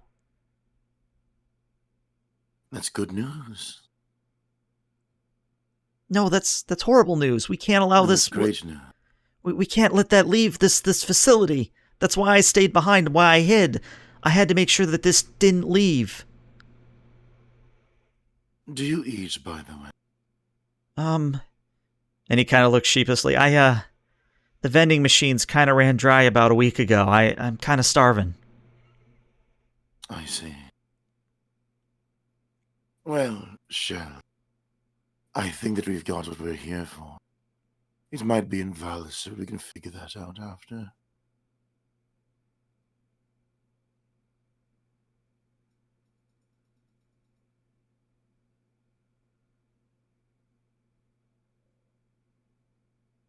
Do we have any reason to keep looking around here? Joggy, you might be muted. Well, we weren't sent for anything particular. That being said, this whole place is a treasure trove. It is. And clearly multiple parties know that it exists.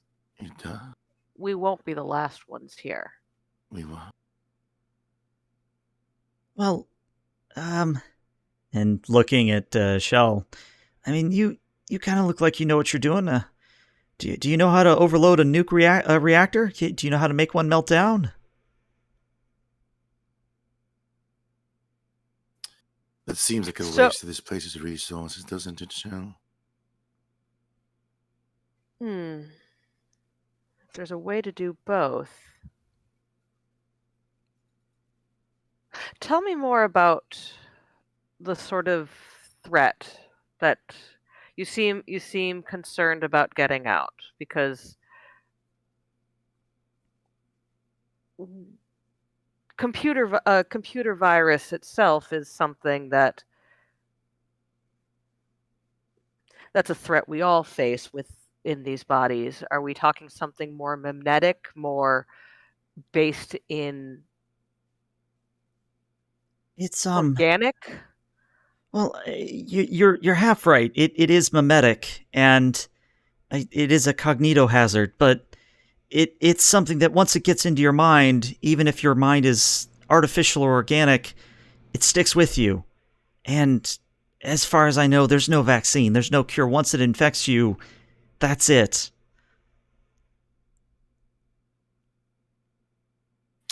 Well, that's unfortunate.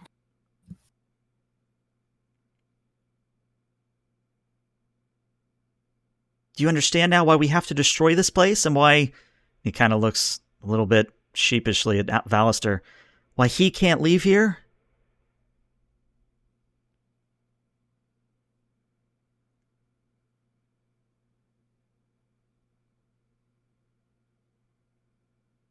Well, there are a few ways we can go about this. I don't think it's nearly as bad as you think. Just sort of raises an eyebrow at you. Well, to explain something simple, I don't know the specifics of this, but can't we just turn Valister off? I mean, I'm not really skilled with. No offense meant. I'm sorry, I wasn't asking you. Okay, I'll shut up. Can't we just turn Valister off? I'm going to assume that I'm going to need a no roll for that one. Yeah, that's going to be a no roll. I'm also wondering do we know enough about that frame to know that they tend to have issues with voices anyway because I don't. Well, if we're friends, then we've known it for a while at this point, I feel. Yeah, you would know about the whole voices thing, but the extent of what you can do in the situation, I think we're going to have it be a no roll. That's fair enough, but that does give me the information of. I mean, Valister. It doesn't sound too different from how he normally exists. So, insight or reason with no? That's what I'm debating. Because this isn't the operate, because I'm not doing the thing. Right. I'm thinking insight because it's knowledge about, not logic is kind of where I'm going. But right, and reason's more meant for convincing someone or researching something new. So since you do know it already, I'm going to say an insight no. And I'm actually going to, make this a little bit thematic. I'm going to spend 4 threat to make the complication range a 16 to 20 here. Ooh, exciting. Now, the difficulty on this will be a 3. Pretty expensive. That's a thing. Yeah, I My definitely recommendation is use both our momentum, give them a threat, so you can get +2 dice, personally. I'm game. All right. All right, sounds good to me. Go for it. So we're at 0 momentum. And they get 1 threat. Yep, up to 3. 3 Very successes. nice. And no complications Very nice. either. Very clean. Yeah, that's very good. So it'll 14 be again.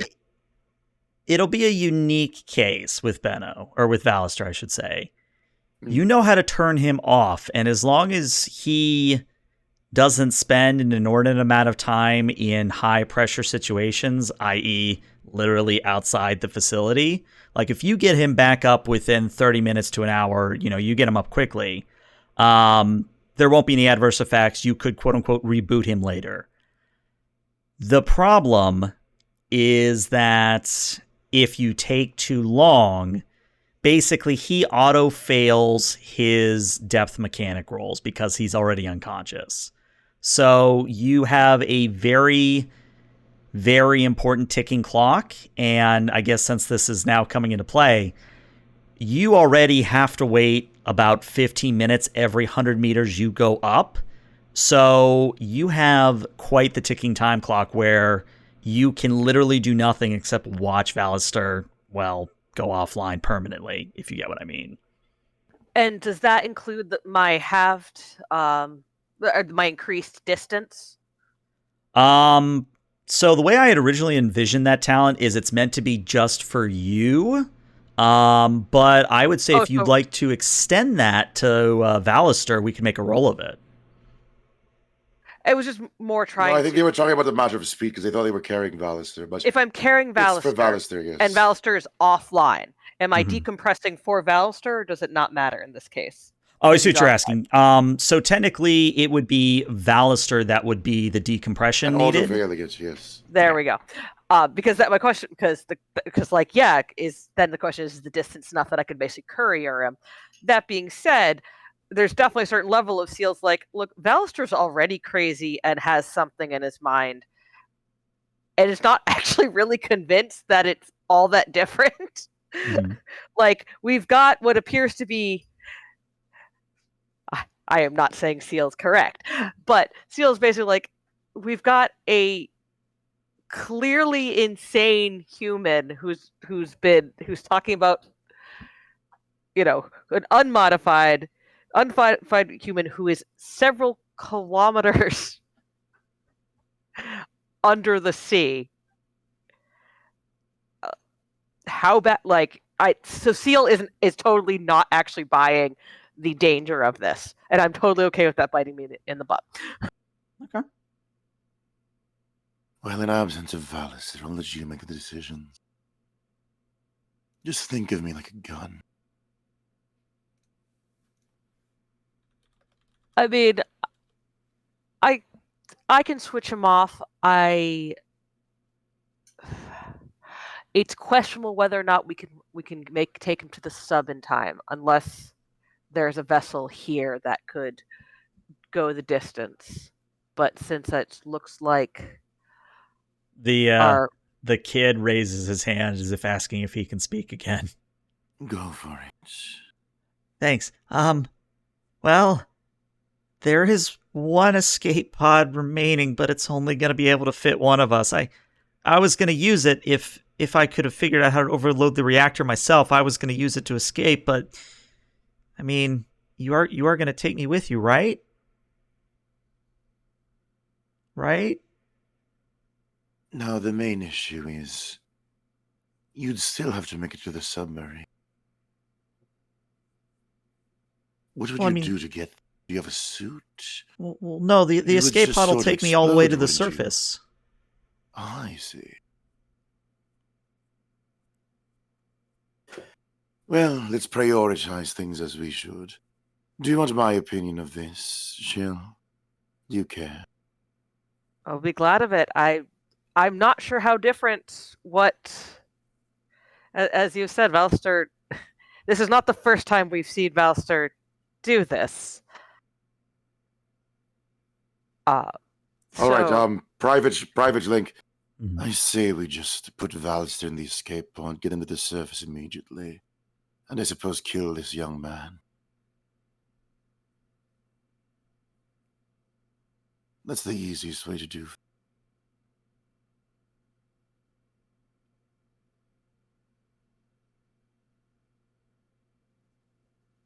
Cold, but true. But it's up to your priorities. Do you care about morals that much?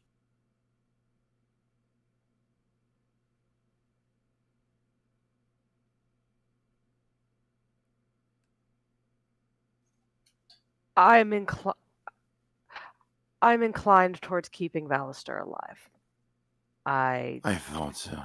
Don't see a way to accomplish both. Well then, should I?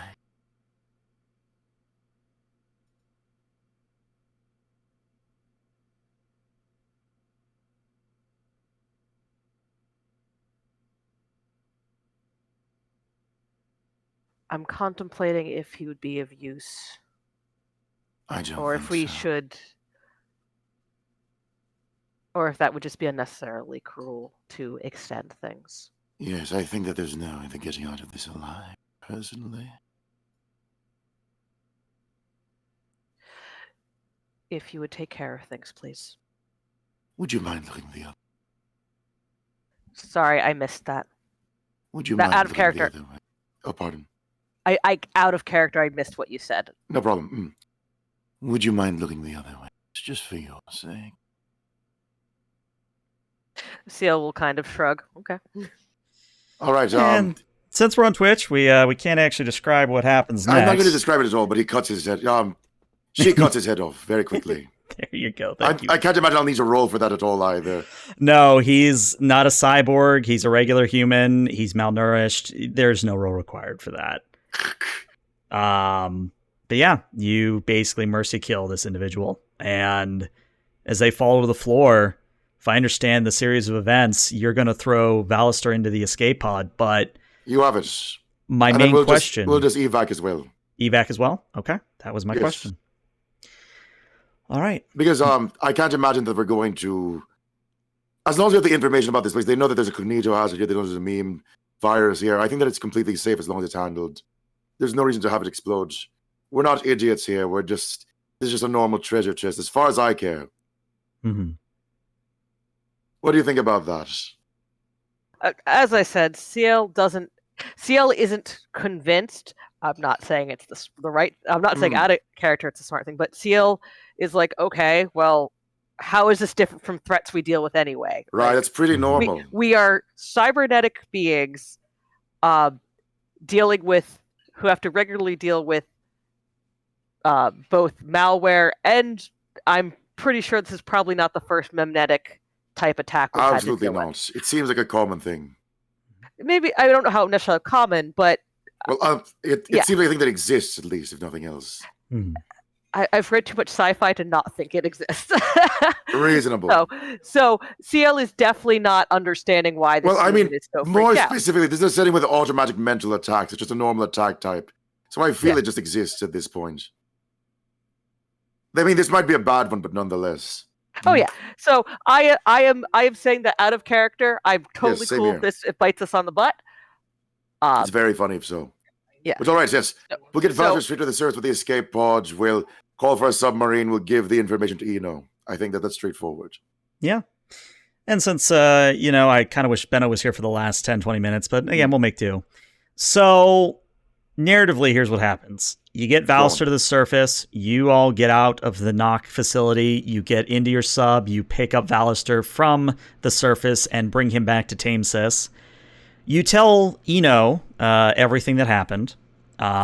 He very much just kind of nods and smiles, and he's looking at Valster almost appraisingly, like he's a fine piece of art, or he's like a statue. And after a moment, he opens a private link to the both of you, and Eno says, "If you give me your friend here, I'll sweeten the deal and make it 15 to 85 your favor."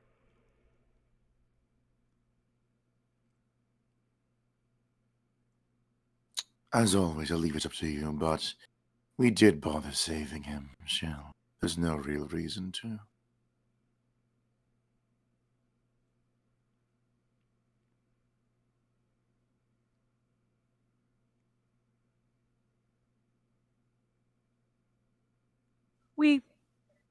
I think it's safe to say we did go through some extraordinary effort to keep Vallister as whole as possible. However, I do believe the data should be amiable to copying if based on the method of acquisition. So I am open to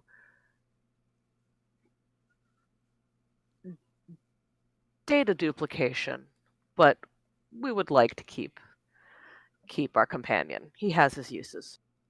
Very well, very well. If you'll then follow me to my workshop, we can get that data duplication handled immediately.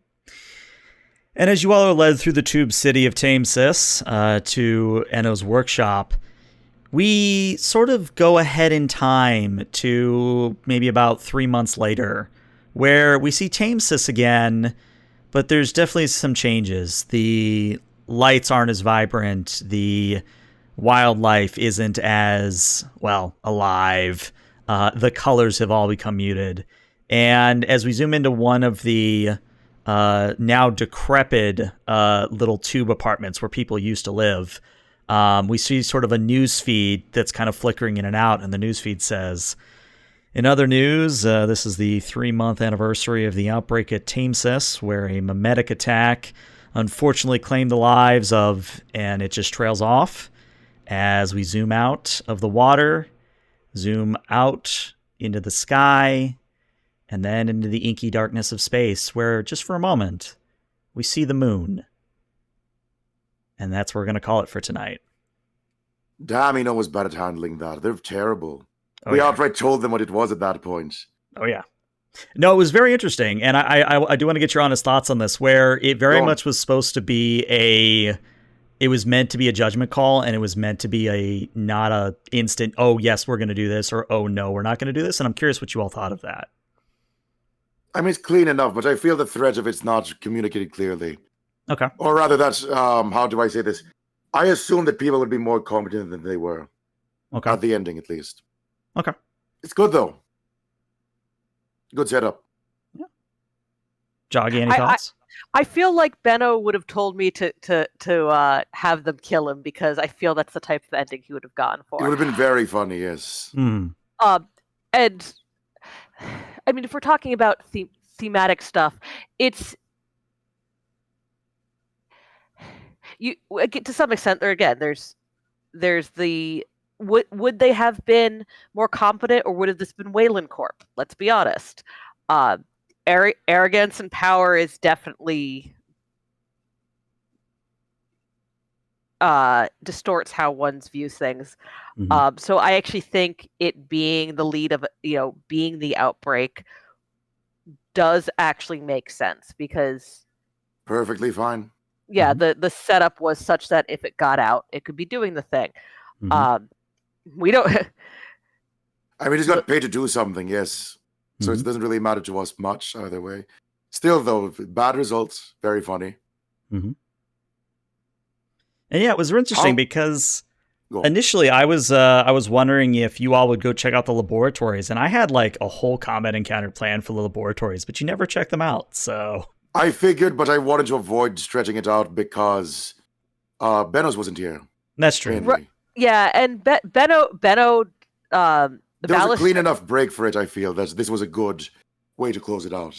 Indeed. Definitely. And Vallister, when Vallister relayed the information, never mentioned the lab. So, no camera feeds there. That's interesting.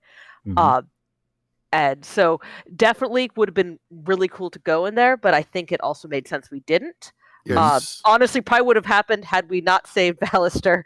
Like, if we'd been more time, we'd probably been like, we just go for it, yes. We probably would have gone and poked it, and that would have been fine. There is also, I think, how people are going to respond to the idea of memnetic viruses and brain viruses also depends on where their relationship with science fiction fantasy is. I read a lot of Charles Strauss. I think all of us are very familiar with memetic viruses at this point. I mean, Twitter. Right there. I mean, let's just be real here. Twitter. Imagine downloading Twitter to someone's brain. It's already bad enough by itself. If you want some interesting takes on sort of cybersecurity and the horrible ways in which things go in, Charles Strauss wrote a series. It's 2 books. The first one is Halting State and Rule 34. And one of the main characters is, or they're both police. It's both sort of police cybercrime novels, and literally the character is an inspector in a memnetic crimes division. Very cool. Ooh. And they're near future sci-fi. It's funny because they're written like 10 years ago, so the near future is both still near future and outdated. It's very fascinating. But the first one, I adore that about near future work. The first one is a bank heist in an MMO affecting real world economy, so predating NFTs and crypto stuff, but also totally predicting it. And the second one is an AI spam bot, or AI kind of going rogue, and spammers are ending up dead in really weird and disturbing ways.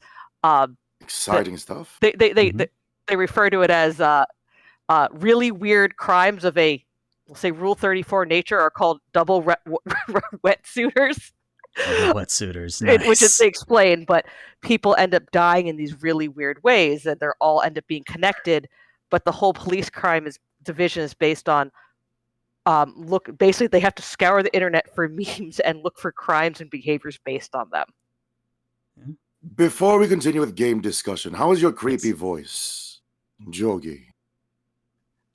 How do you do a creepy voice? So I tend to go a little more in the quiet and soft and try to sort of draw them in. I have some recordings where I take people into different realms and they have to revisit those who've been lost and those regrets and maybe those creeping things that come up from behind them and say hello up close. That's a fun way to do it for certain. Indeed. Yeah. I just, I don't have the testosterone to lower my voice that much. I can go lower, but it sounds more like Tim Curry in Rocky Horror than it does a demon. That would be a sick voice, though. It would be a great character voice. Yeah, I was going to say, I'm all for Rocky Horror. Let's do it. Well, I mean, in terms of disturbing demon voice, not quite. But in terms of the game itself, I did enjoy it. Straightforward enough, 2d20. I'm honestly not that fond of the dice system, but that's the dice system and not your work. I think your work is good. I'm very fond of the visual appeal of the booba. You can say the booba. We all know what you mean. No. I mean actually the literal visual appeal. I'm very fond of the crab legs, specifically. That's why I chose Cancer over Mershark in the end. But also, I think the general theming that you've done is quite nice. Great to hear it. Any further thoughts, Joggy, before I turn people loose here? I mean, it's again. I agree. The system is pretty straightforward and clean. There's a lot less to juggle than some of the bigger systems. So, I mean, like I didn't even use the sheet in the back. I wrote out a notepad, and it's 2 columns same and here. then some lists. It's not something that requires a whole lot of write out. I've always written my character sheets on notepads. Elish can vouch for that because it's ridiculous how much you can fill out on a notepad. Yeah, he's scary good at doing it that way, actually. If I did this more often, I'd probably dig out my engineering graph paper because that's the best notepads for this. It's great. But yeah, it's system's pretty like you don't need to do it. I will say, as much as I was joking about it, situational awareness is very powerful. Mm-hmm. Not that that's bad because perception is usually a powerful one, but it's something that applies to a lot of things, which isn't always bad because it definitely does situational awareness is just your ability to notice things. It doesn't help you do things. Do things. Yeah. So I mean, it is a mitigate. Its power, its broad range of applicability is mitigated by that. Right. So. I mean, it's to use another 2D20 for example. I mean, Star Trek Adventures, one of the best focuses you can have as a chief engineer is power systems because everything's power systems. Everything's power systems. But yeah, I completely get what you mean. And I was perfectly fine with it being used in a lot of situations. It was just fine. From a design point of view, is this where you like it? And it sounds like it is. So yeah. No, it's one of those things where I think having broad focuses like that actually gives the more social characters time to appeal because let's be honest, Congo, you 1-shot or 2-shot that Megalodon. Like you did. Well, it was a 1-shot well. basically, yes. So that was like your moment to shine. And then Benno had some moments where Valister got to shine, and obviously Shiel got their chance to shine as well. It's just one of those things where, again, mostly for people listening at home, if you do end up playing this, make sure you run your focuses by your GM or at least give them a heads up about what you're thinking, because sometimes the GM is going to be like me and be like, oh yeah, sure, take situational awareness or power systems or whatever, it's fine. But some game masters, you might want to clamp down a little bit so that it's not, oh, I always use situational awareness, if that makes any sense. So for me, when it comes to focuses and specializations and so on, I always use the ones listed in the book. I never diverge from that, just so I never have to ask about it, basically. Mm-hmm. And I go, oh wait, it says firearms here in the book. Sure, I got that one. Why not? Mm-hmm. Yeah, and there are example focuses in the book. Not to worry. Yes, I just took those. I didn't use anything else. Yep. All right. Well, ladies and gentlemen, and everything in between, that is where we are going to end the YouTube recording. So YouTube, we'll see you later. Bye-bye. Until next time, YouTube.